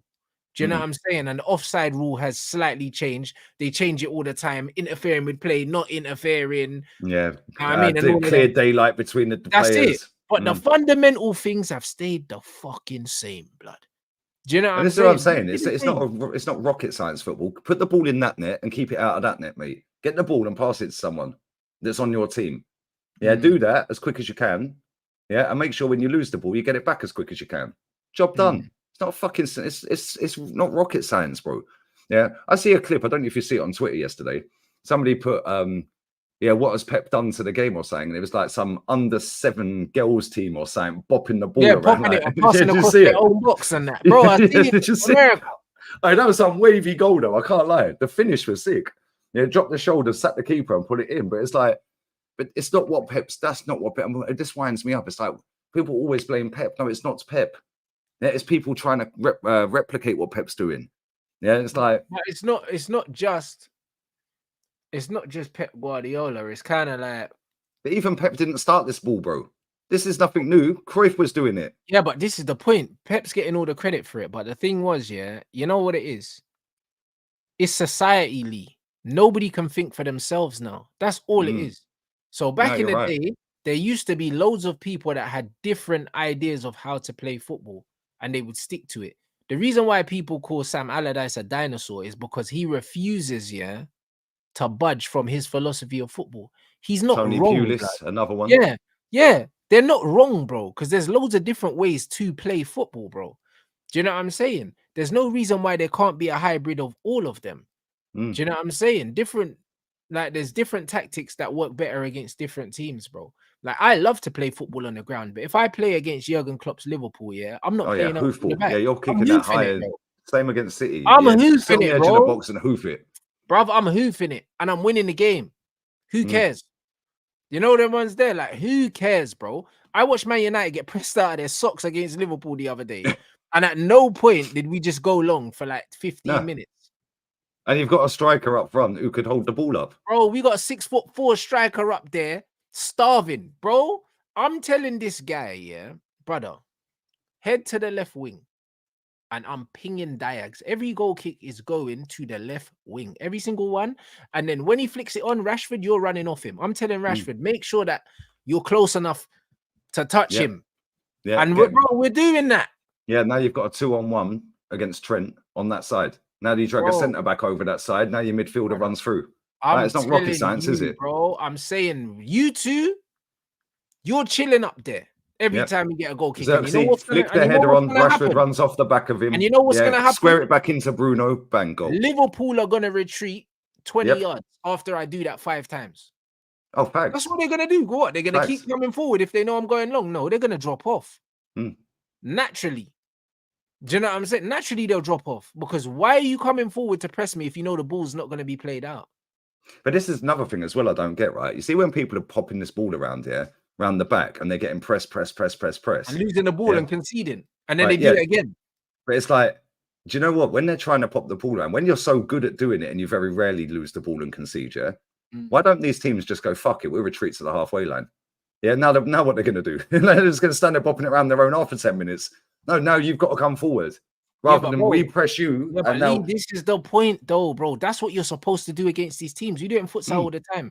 There's certain teams we play against, and we know that they're very, very good at escaping the press. So we play half court. Sit back.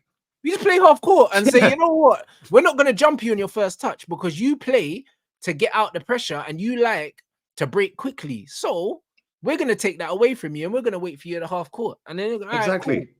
Now you got to come. Because the thing is, you're making their mind up for them, and they're very good, and they're better than you. Yeah. So you're basically giving them a game. You're telling them, yo, we'll come and play right into your game plan by pressing you, because we know you can get out of it, and we'll let you score. What a load of bollocks, bro! Any team that plays against Arsenal, Man City, Liverpool, they should just sit on the halfway line. Just say, yeah, we ain't going to press you, mate. We are not going to press you, and you can come to us. But bro, look at the team. Fulham and Aston Villa played a mid-block. Arsenal struggled against them both games last season. Porto as well. That's the way to set up against Arsenal. You mirror their 4-4-2 mid-block, and they struggle. Like, this is it. Like, you know they do. Do you know what I mean? Even this Liverpool team right now, When Brentford put everyone behind the ball, they were struggling to break them down. Bro, they were struggling against Ipswich in the first half. Facts. They were. The problem is there's certain ways of playing that hurt teams. When Chelsea had Tuchel and they played a 3 at the back, when they played against teams that had 2 up front, they struggled. Southampton used to give them nightmares with fucking Hasenhüttl. Like, there's different systems that just fuck up other systems. Like, that's football. Yeah. That's football, bro. But instead, everyone's like, yeah, but I'm just going to stick to my way and that. That's cool.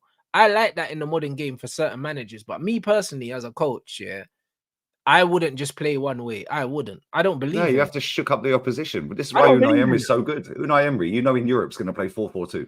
No, You go 4-4-2 every time. Bro, every single tournament he has been in Europe, 4-4-2. 4-4-2, bro. Yeah, but then in Premier League, he'll go 4-4-2 in certain games. Then he'll go 3 at the back.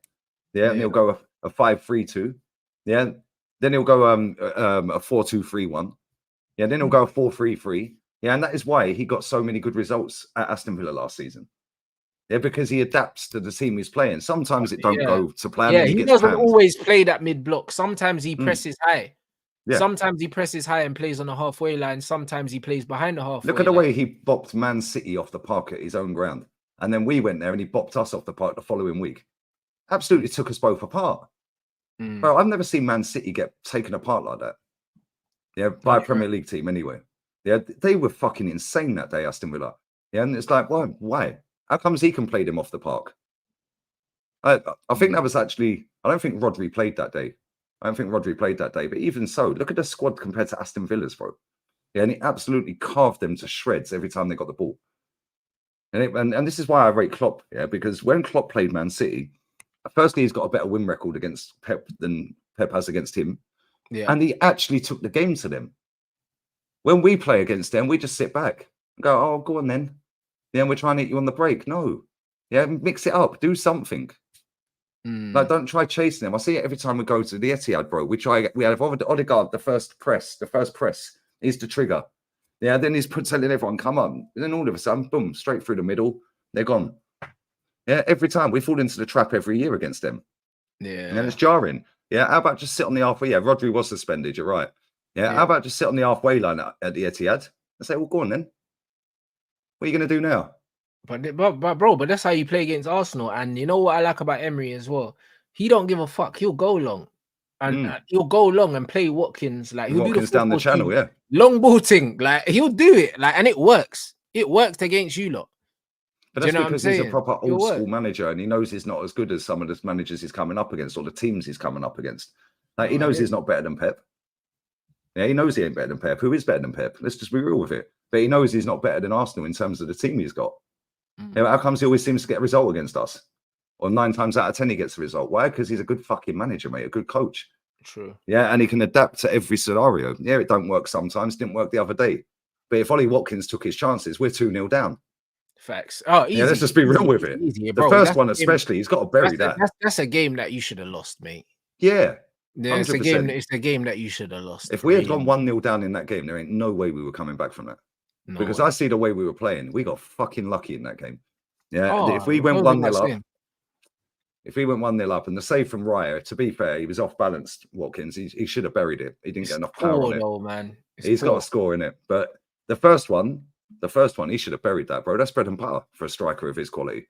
And this is why I don't think we're going to win nothing this season because our squad's not good enough. Yeah, to fight on all fronts.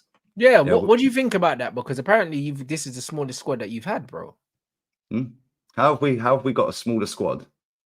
You spent loads of money when we've been that close to Man City twice, and we've spent 800 million, and we're now trying to overtake Pep for the 3rd time. We're going again. Maybe you thought the extra players were weighing you down. Maybe you'll get over the line now. Do you know what I'm saying? Bro, our bench at the weekend was disgusting. We had Salah-Eddin on the bench, some academy kid. We had Nwari on the bench, academy. And we had Lewis Skelly on the bench, academy. Then we had Jorginho, Calafiori, Zinchenko. Who else did we have? Setford, the goalkeeper we signed from Ajax. And who else? Martinelli. That was our bench. And the only players we've got missing are Jesus, Tomiyasu, and Marino. Because Kieran Tierney ain't going to get a game. Let's be real with it. No. What's the deal with Tierney? What's happening? Is he leaving? Is he staying? Is he? He's in the squad for the Champions League. They've put him in the squad, the 25-man squad. Even though the manager clearly don't favour him. Yeah. And people are saying, oh, the only reason he's still here is because he's injured. Bollocks. We signed Fabio Vieira in a protective boot, mate. Yeah, we signed Cedric injured. We signed Kim Kallstrom injured. Broken back. And the players we've signed injured. It's embarrassing. He shouldn't be here. Shouldn't be here. And I love Tierney. You know I love Tierney, innit? But we've spent 160 million quid on players to play left back since this manager's got it. And he had Tierney when he got it. We've done about 100 odd million quid on goalkeepers, and we had Emi Martinez when he got it. But do you think that's why you can't spend now? I just think that they fucked up the whole transfer window. Yeah, the fact that Edu came out and said when we signed Sterling, he said that he wasn't on our list, but the opportunity arose. So if he wasn't on our list, who were the players on the list, and why didn't you get them then? There was no player. Thank you. They wanted Sesko. Sesko said, bollocks, I'm staying at Leipzig for a new deal. That's the only striker we went in for. Why? Everyone on the planet that watches football knows Arsenal need a striker. But this club don't want a striker. Do you know why? Because they want to keep the facade going. Oh, he just needs one more striker. Oh, we couldn't do it because of PSR. Bro, if he doesn't win anything, Jez said this the other day on a stream there. If he doesn't win anything this season, he leaves. In 20 years' time, will anyone remember Mikel Arteta at Arsenal?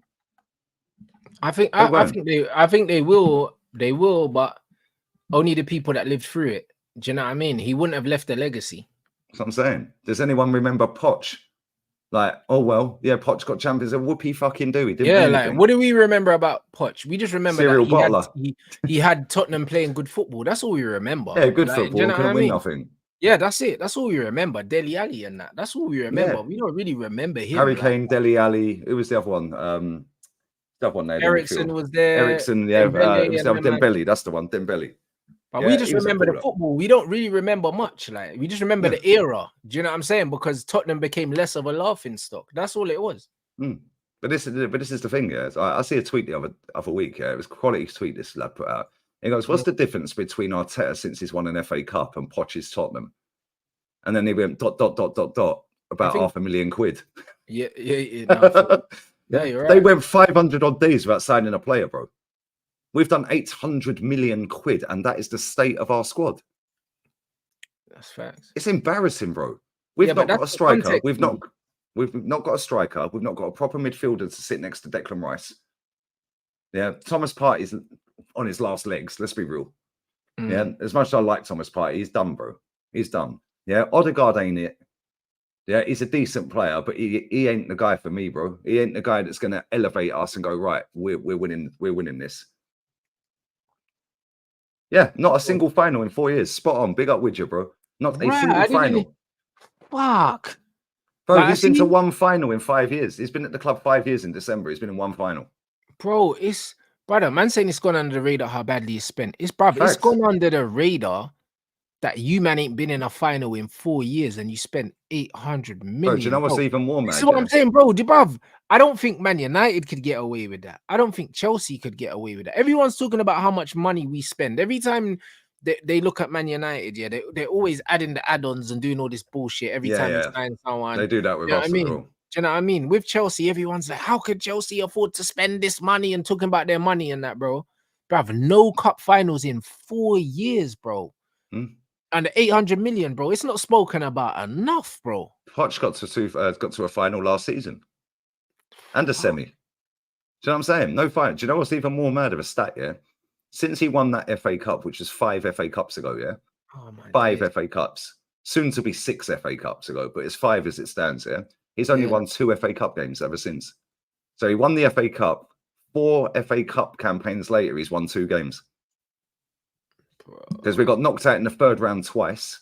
So that's the first round for us as Premier League clubs here, right? That are in Europe. So he's got knocked out in the 3rd round twice. So he didn't win the first round, our first round. And then the other 2 campaigns, he got knocked out in the 4th round, so he won the 3rd round and then lost the next round. He's only won 2 FA Cup games since winning that cup, bro. That's what I'm saying. When you see the fucking fan base all gassing this up, bro, it is a shambles. 800 million. And he's won 2 FA Cup games, no finals since he's won the FA Cup. Yeah, he took us to a semi-final of a Europa League and lost to Emery. Yeah, and he took us to a semi-final of a League Cup, and he's finished second twice. Yeah, why but are we leveling this up? But this is the point, bro. Like, this is why I don't understand why he's so highly thought of.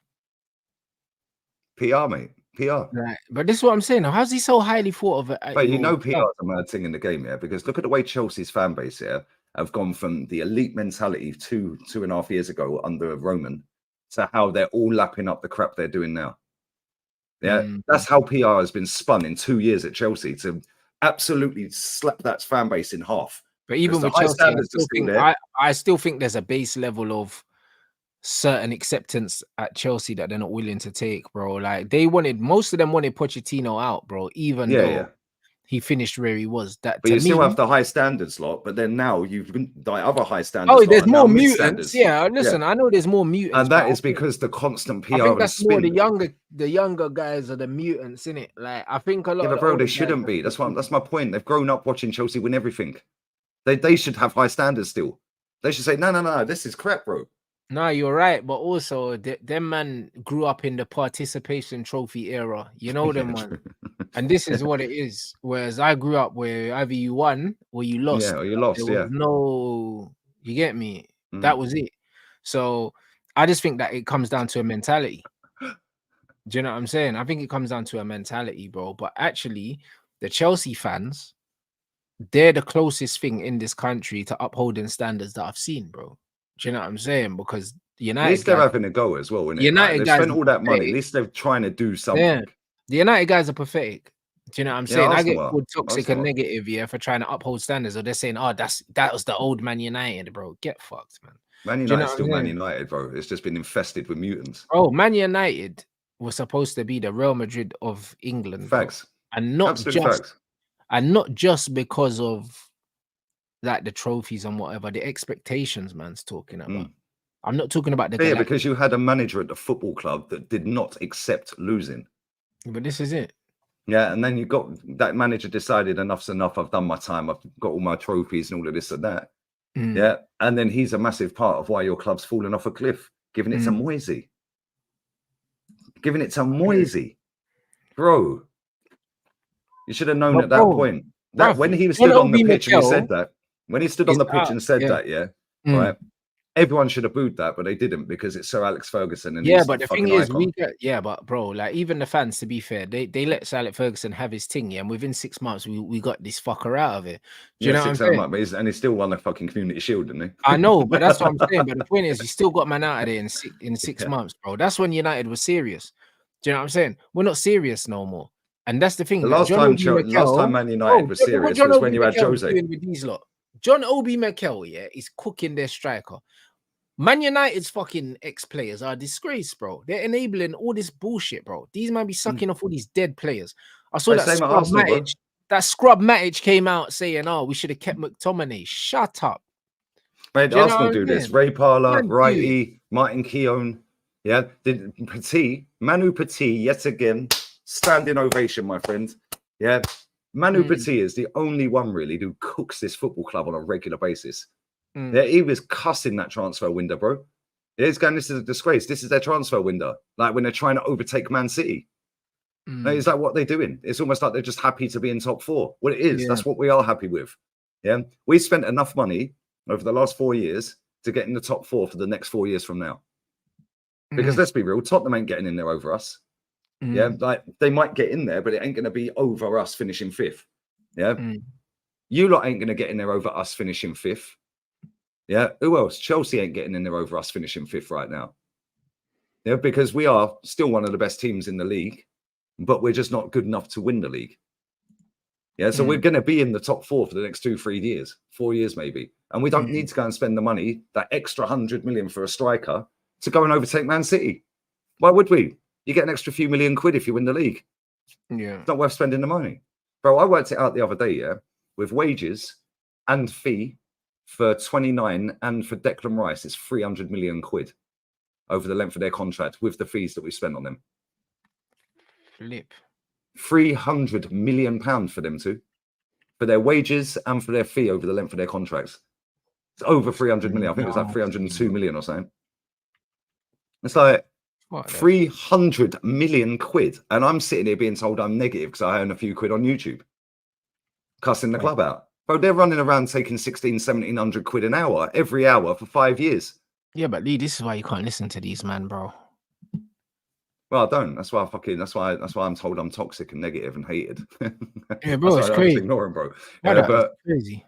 But how can you think when you look at that squad and think, yeah, that can overtake City this season, when City have added a better midfielder than we have, and they've added a winger that's better than any of ours, and they've got the manager that's been there, done it, and won it already. And we've got rid of players instead of bringing more players in. It's like, what are we doing? This is almost like for me, this is the worst window we've had since we signed Petr Cech. No one was available. Because you showed zero intent.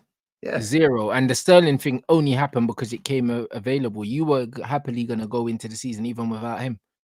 Oh, 100%. Bro, if I sat there at the last day of the season, and said, right, our window's going to look like this going forward.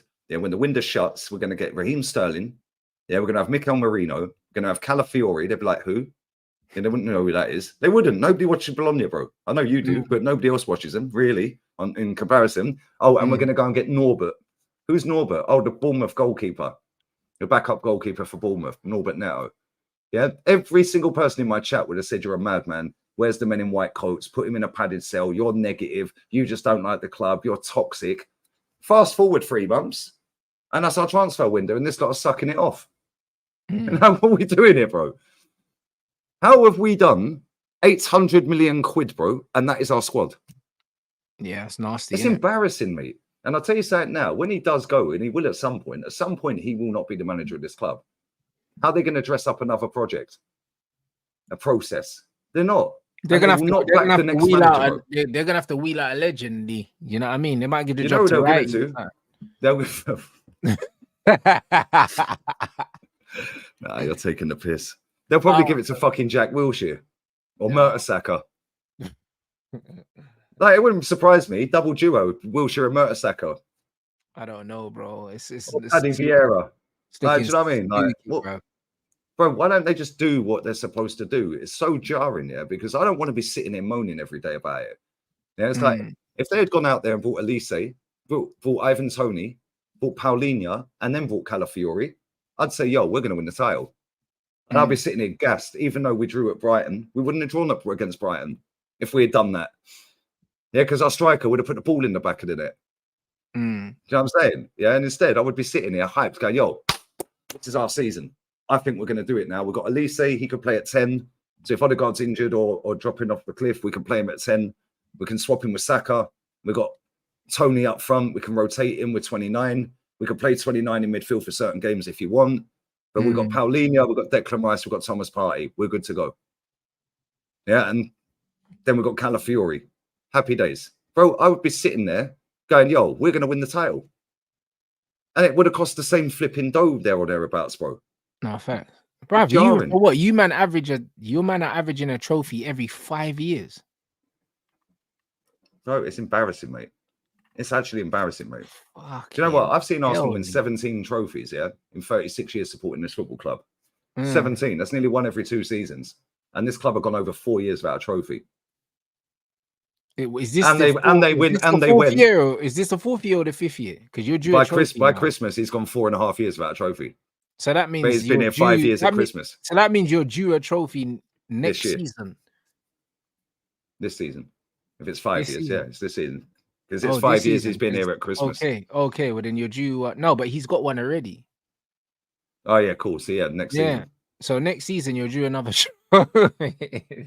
But, bro, this is what I'm saying, We went 9 years without a trophy. If he's still here next season and you don't win a trophy this year, it's crazy, bro. Bro, this lot will be on their knees if he finishes second and don't win a trophy. Bro, I've seen my club go 4.5 years nearly without a trophy.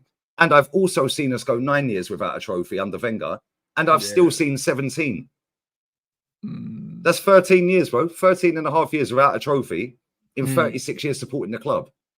Shit, so man. In the 23 years I've supported the club, I've seen us win 17. Why the fuck should I lower my standards? Yeah, that's insane, bro. I've seen us win everything apart from a Champions League, bro.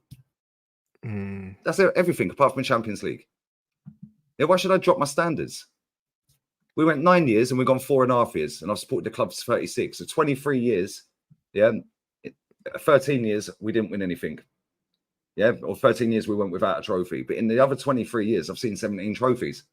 And these men are telling me, trust the process. Trust what process? You're conning everyone. Yeah, no, it's crazy.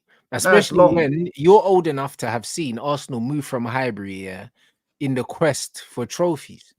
And they conned us all, bro. I remember Sir Peter Hillwood standing outside addressing the nation. Yeah, we have got funding from Barclays and from Royal Bank of Scotland. Yeah, to move to Ashburton Grove, which is the Emirates. To move to Ashburton Grove, we're going to compete for the very top honours with Europeans elite clubs. Well, what the fuck are we doing here then? Yeah, because since we've moved in there, we've won a few FA Cups, mate. Well done. Well done, mate. Yeah, and I'm supposed to believe this shit. They moved to that stadium. Very similar to how you got when Fergie left, he gave it to his mate. Yeah, just back him. It's Fergie's recommendation. They moved to that stadium when we were winning and we were invincible. And that year that they announced that, we did a double, 2002. That was the year they announced we were moving to the Emirates Stadium, yeah? Right? Yeah, this chat's taking the piss. Right? The following year, we won the FA Cup against Southampton, 1-0, Bobby Pires. The following year, we went invincible. The following year, we won the FA Cup against you. So when they announced it in 2002 that we're moving to the Emirates Stadium, we did a double. So there's 2 trophies. The following year, we've done a cup. The following year, we did the league. The following year, we did a cup. So there's 6 trophies. Then the following year, we got a Champions League final. We're all like, yo, can't wait to get in the Emirates next year in 2007. They finessed us all, mate. So what have the Emirates seen? What have you seen? 4 FA Cups? Yeah. That's it? Yeah.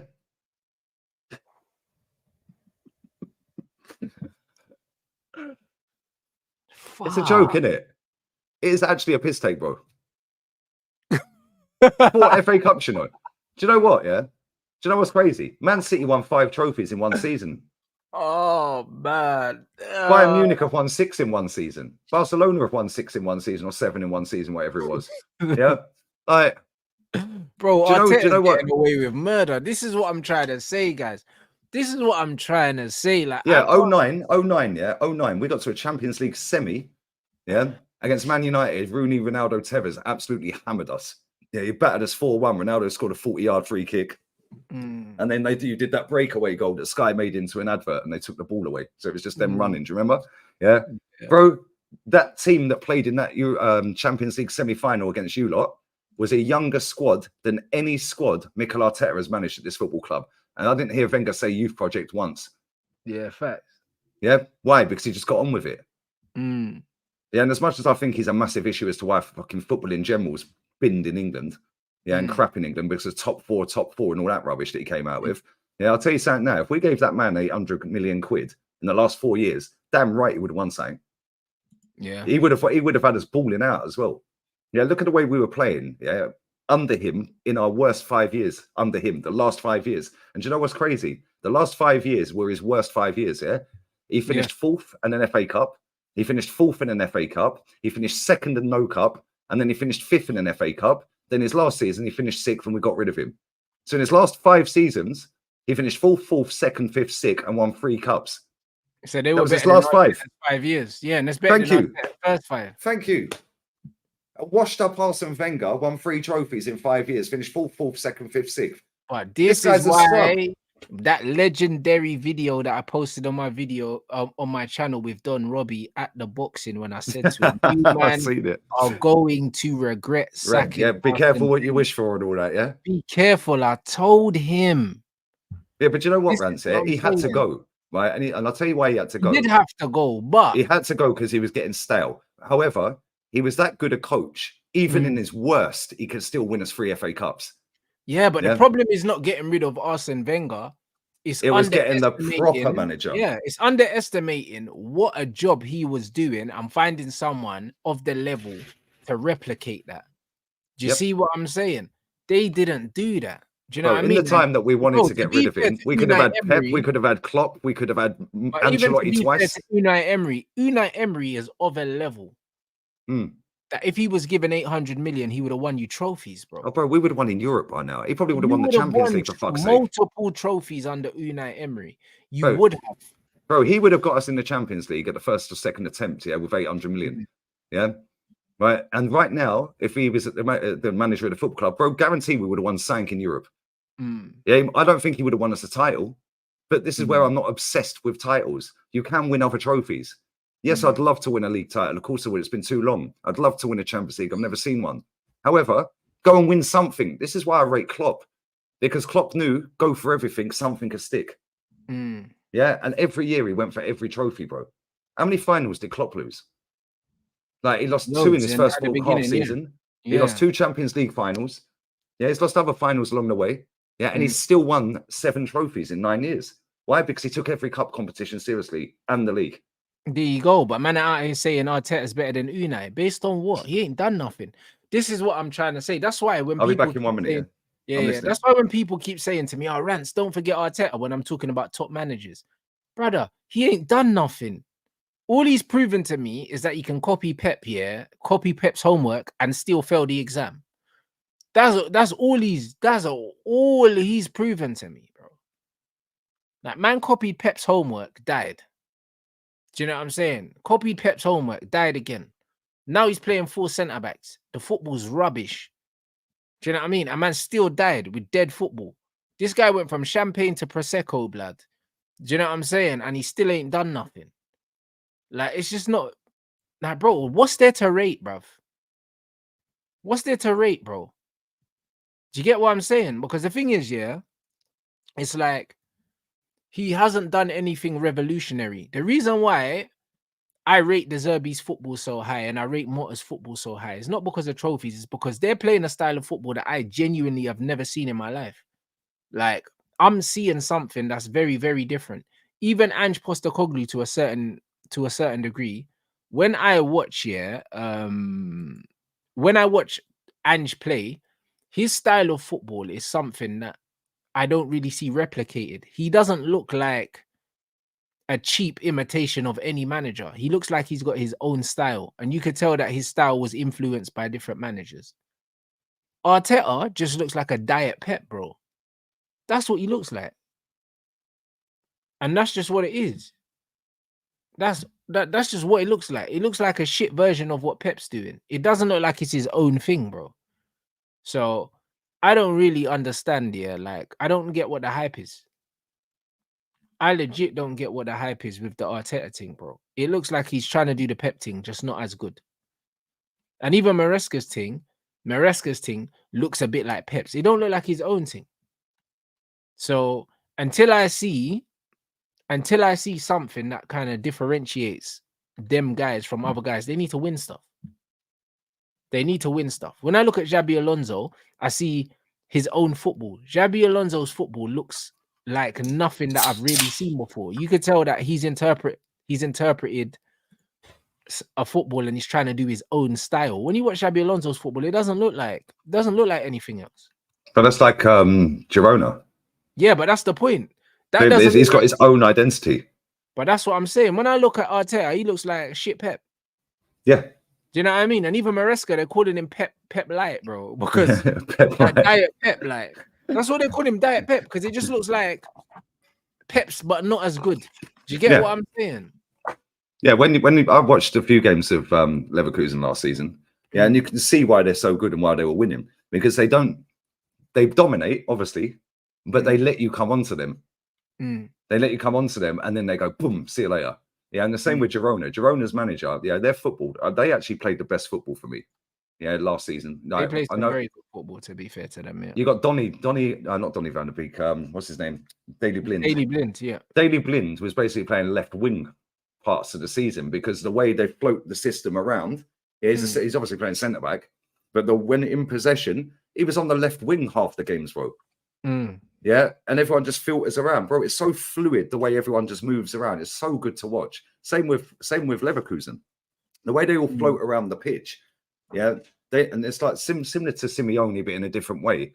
Simeone, when they're doing that low block or mid block thing, everyone knows their job role, and it's so good to watch on the tactical side of it.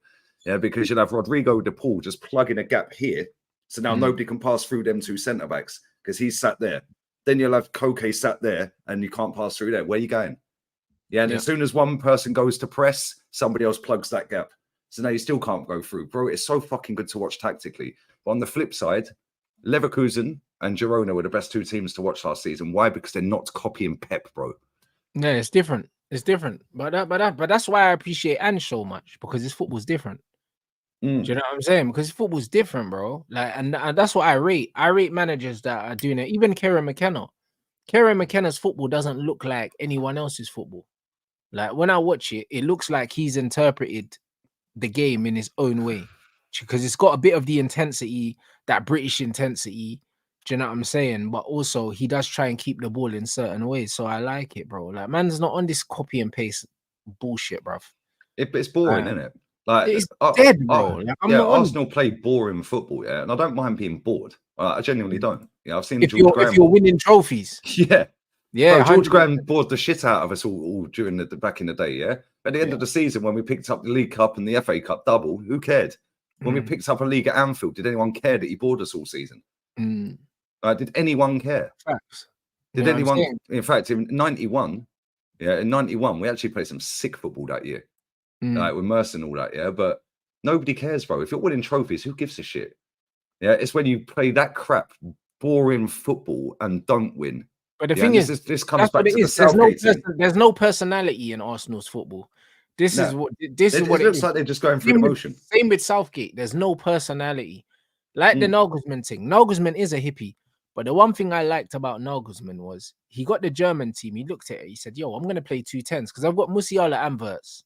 Yep. And I'm going to try and fit them both in the team. Even though it didn't work and he realized and he changed it and brought Sané in, he still tried. Do you see what I'm saying? He played 29 at left back. Exactly. He still tried, though. I like the fact that he had the squad and he said, you know what? Let me see if I could find a way to utilize all these players. And then he had the awareness to realize it wasn't working and change it. But at least he tried. He never came in and said, yo, I'm a 3-4-3 manager, so I'm playing 3-4-3 and everyone's got to fit into this system. He didn't do that. And that's what I like about what he's done. Like, because at least you'll see that he's got a bit of flair for management and he's trying stuff. Do you know what I'm saying? This dead fucking Stoke football that you lot are playing. You know that last season, yeah? I think I saw somewhere, yeah, the first half of the season, nearly 50% of your goals come from set pieces. Yeah, I think we scored 12 goals off corners last season. Brother, what? In the first half of the season? Yeah, bro, I think off set pieces last season. I think that was the stat all season. I think that was Stoke, bro. The Sangria Stoke. I told man already. That bro, it's crazy. I think we scored about 20 odd goals last season off of set pieces, brother, which we're not going to do this season. And I've already noticed that in the first 3 games. Yeah, they have sussed our set pieces out this season. Yo, it's crazy. The first 3 games, anyway. That might change going forward. Yeah, but bro, when we played, he's still 22 set pieces in total last season. We ain't doing that this season. We'll score a few, of course we will. Yeah, but at the same time, bro, he's still got PTSD. Yeah, from when we were playing that quality football the season before when we were 8 points clear and we bottled that title. Yeah, and now he's just gone defense. Yeah, make it as solid as possible. Bring in 6'2" lumps. Yeah, and just try and bully everyone. Yeah, that's all well and good, mate. Yeah, but as soon as you come up against a half decent team that can play football, you're finished. Yeah, facts. You're finished. Yeah, which is what happened. We played against Brighton. Yeah, fair enough. Rice was a fucking idiot. Whether you think it's a red or not, it was a red. He got sent off. That didn't stop 29 putting the ball in the back of the net, and Saka putting the ball in the net, and Odegaard putting the ball in the net. So all their chances. Yeah, as soon as we come up against a decent Brighton team, didn't win the game, did we? One pass cleared our whole team. One long ball from a centre-back cleared our whole team. And it weren't even a high ball. It was just a long ball across the ground. Cleared out of the whole midfield and defence. Defensive striker. But I said 4 centre-backs, 2 DMs, and a defensive striker, bro. And 2 inverted wingers.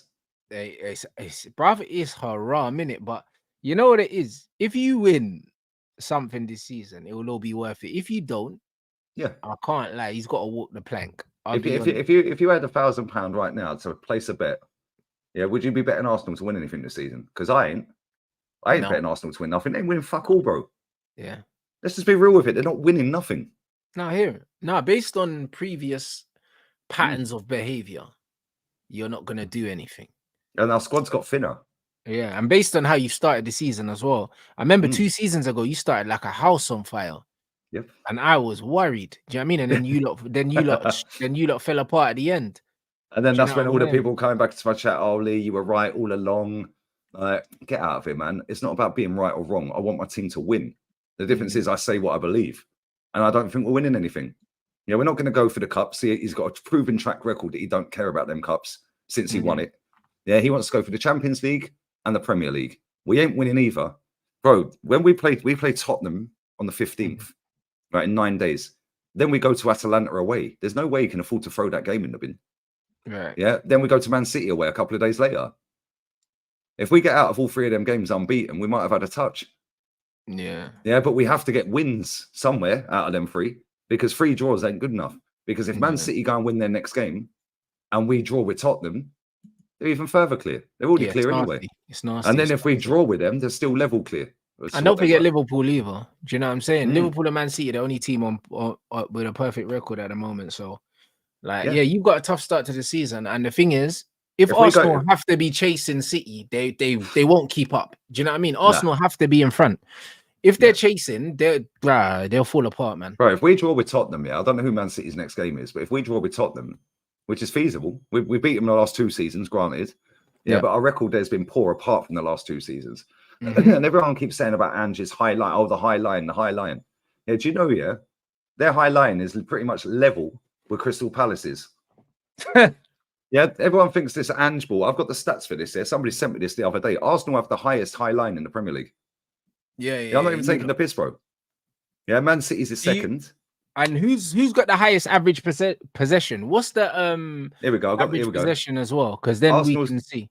Arsenal have got the highest high line. Man City are second, Liverpool third, Bournemouth fourth, Newcastle fifth, Brighton 6th, Chelsea 7th. Man United are down the bottom as usual, isn't it? And Tottenham have got the 9th highest high line. And Crystal Palace's is pretty much level with theirs. Yeah, but the reason why people think that Tottenham's high line is a problem is because they turn the ball over a lot because they're very direct. They don't recycle the ball for the sake of recycling. And their wingers are more direct than ours. We try and keep the ball. Yeah. Well, exactly. This is why people think that Tottenham's high line is the problem. The high line is not the problem. It's the level of technicians in the team and keeping the ball. That's what the actual problem is. And that's how you understand people can't comprehend football.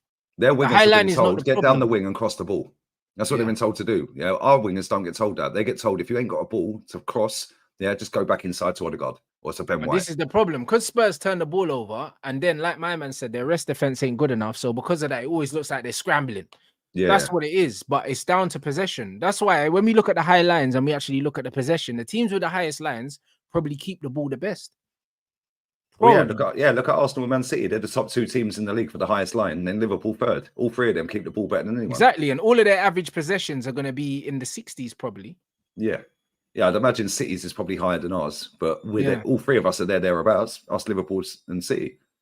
Yeah, Brighton, they're 6th on the list. They got a high possession, I'd imagine.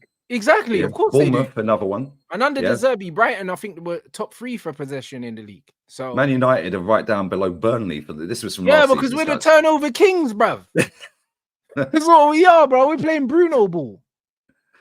Yeah, it's mad. Yeah, it is mad. Yeah, so like you've got Tottenham, then Palace, then Everton, Burnley, Man United, Brentford, and Brentford, Man United, Burnley, Everton. You're all there or thereabouts the same for high line. Yeah, it's crazy, bro. And this is the thing for me. Yeah, like we need to try and adapt a little bit more this season because we're just going to get found out. Yeah, and if we I don't know who Man City's game is. Yeah, but if we draw with Tottenham and Man City win, they're 4 points clear of us. Yeah, you're fucked. Then we go to the Etihad. If they beat us, we're 7 behind. That's game over. We ain't catching 7 points, mate. No chance. So we have to beat Tottenham. Yeah, and then we have to go and get sank at the Etihad. Yeah, and if we don't beat Tottenham and we don't get sank at the Etihad, it's curtains, mate. It's done. It's finished. Then what? Then they'll probably take the cup serious. They got Brentford, have they? Wait, that's their bogey team normally. Even at the Etihad, that's a bogey team for them. They drew last, or was it last? Did they lose last season? Or did they draw? I think Ivan Toney, or maybe that was the season before. Ivan Toney bagged twice. Yeah, bro, trust me, yeah. Real talk, John. 7 points behind, the season to be done. Yeah, because we've got Tottenham away, Atalanta away, City away. Then we come into mid-October, end October, into mid-November. We have Liverpool at home, Newcastle away straight after, Inter away straight after, and Chelsea away straight after. Them 4 games, we could be finished by November. Literally, by the end of November, we could be done. In fact, we could be done. We could genuinely be done by the City game. But if we ain't, we definitely will be done, or could very well be done by the end of November. Liverpool at home, Newcastle away, Inter away, Chelsea away by the end of November. We could be finished by November. Because that run of 4 fixtures there is disgusting. When we come back here from this international break, we got 5 games.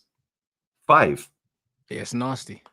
5 games, bro, in like, what, from the 15th to the 28th? 5 games in like 13 days or 14 days or whatever it is. Yeah, we're done. Like, we're done. And our team looks shot to pieces. I can't lie. Declan Rice looks like he's done out here. Yeah, he's looked a shadow of the player he was when we signed him. He looks worn out. Bro, that free kick he gave away where he got his first yellow at the weekend. Yeah, did you see the state of his face, bro? That still picture. He was fucked. It was so silly though to give it away there as well. That's not an area that you should be giving a free kick away, and it's and even if you give the ball away, don't lunge in like you did. Yeah, just say, okay, cool, have the ball. Yeah, just have the ball and trust that we've got enough players behind us. Right. Yeah, and he didn't. Yeah, he didn't. But he looked like he was dead on his feet, mate. I can't lie. Dead on his feet. Yeah, Bukayo Saka, yeah, he's not looking sharp yet. Yeah, he's looking good, but he ain't looking sharp. Yeah, he'll get up to speed by November, December, but by then we could be out of the title race. Then what's he going to do? Is he going to take the cup seriously then? No, affairs. Do you know what I'm saying? Yeah, it's crazy, man. It's actually crazy. Yeah, and then you've got Thomas Partey. He's not impressing me much, I can't lie. Yeah, and then you've got 29. He's going to be hit and miss all season like he always is. He'll score a few and he'll miss a few. That's what he does. Yeah, and then Martinelli's just fallen off a cliff. Yeah, but don't worry, we've got Raheem the Dream now, mate. He's gonna unlock this team for a title. Yeah, plus the bench. Yeah, big up Raphael. The bench stinks, bro. Yeah, who have we got on the bench that can change a game? Martinelli. That's it. Or Trossard. Hey, do you man are tormenting Lee, you know? I swear. These man don't want me to be happy, man. I'm sure you were happy when you woke up this morning, bro. And these men are just reminding you of what's to come, bro. I'll be honest. The way that Rice has started the season, yeah, the way that Arsenal have started the season, I'm looking forward to an epic drop-off, blood. I swear down. Oh, look at that, yeah. Big up, Daps. I think that's Daps in the chat, yeah. Right. 8 points behind. If we don't beat Tottenham, right, let's say we draw with Tottenham and they beat Brentford at home, we're 4 points behind them. And then we go to the Etihad. No, it'd be 7 points, wouldn't it? 7 points, bro. We could be literally done and dusted, yeah, by Man City away. If we draw and then lose to Man City, we're done, mate. We ain't catching 7 points. Don't care what anyone tells me. Ain't happening. Then we're in a top 4 race. I agree. If you're chasing them, you're done. Yeah. And if it goes anything 7 or more, we're finished. 5 points, maybe 6 points, maybe, because that's only a couple of game turnaround. No, fair. Yeah, but nah, mate, 7 points or more. You've now got to hope that they drop points in 3 games and you win all 3 of them games when they drop points, bro. They only lost 3 games last season, and they look better this season already. Yeah, and we don't. We look worse, and we've got a thinner squad. It'd be 8 points, will it? Wow. Well, we're done then. If we don't beat Tottenham, oh my days. Yeah, you have to win. If we're being honest, you have to win. Nah, but it's gonna be interesting, bro. Do you know what I mean? We will be there, Lee. You know the one, so I don't know. It is what it is, guys. Guys, make sure we smash the like buttons. Make sure you subscribe to Gunner if you haven't already. He's doing the France-Italy watch along, so we're gonna redirect to that. Do you know what I mean? Elise is going to start for France. California starts as well, I think.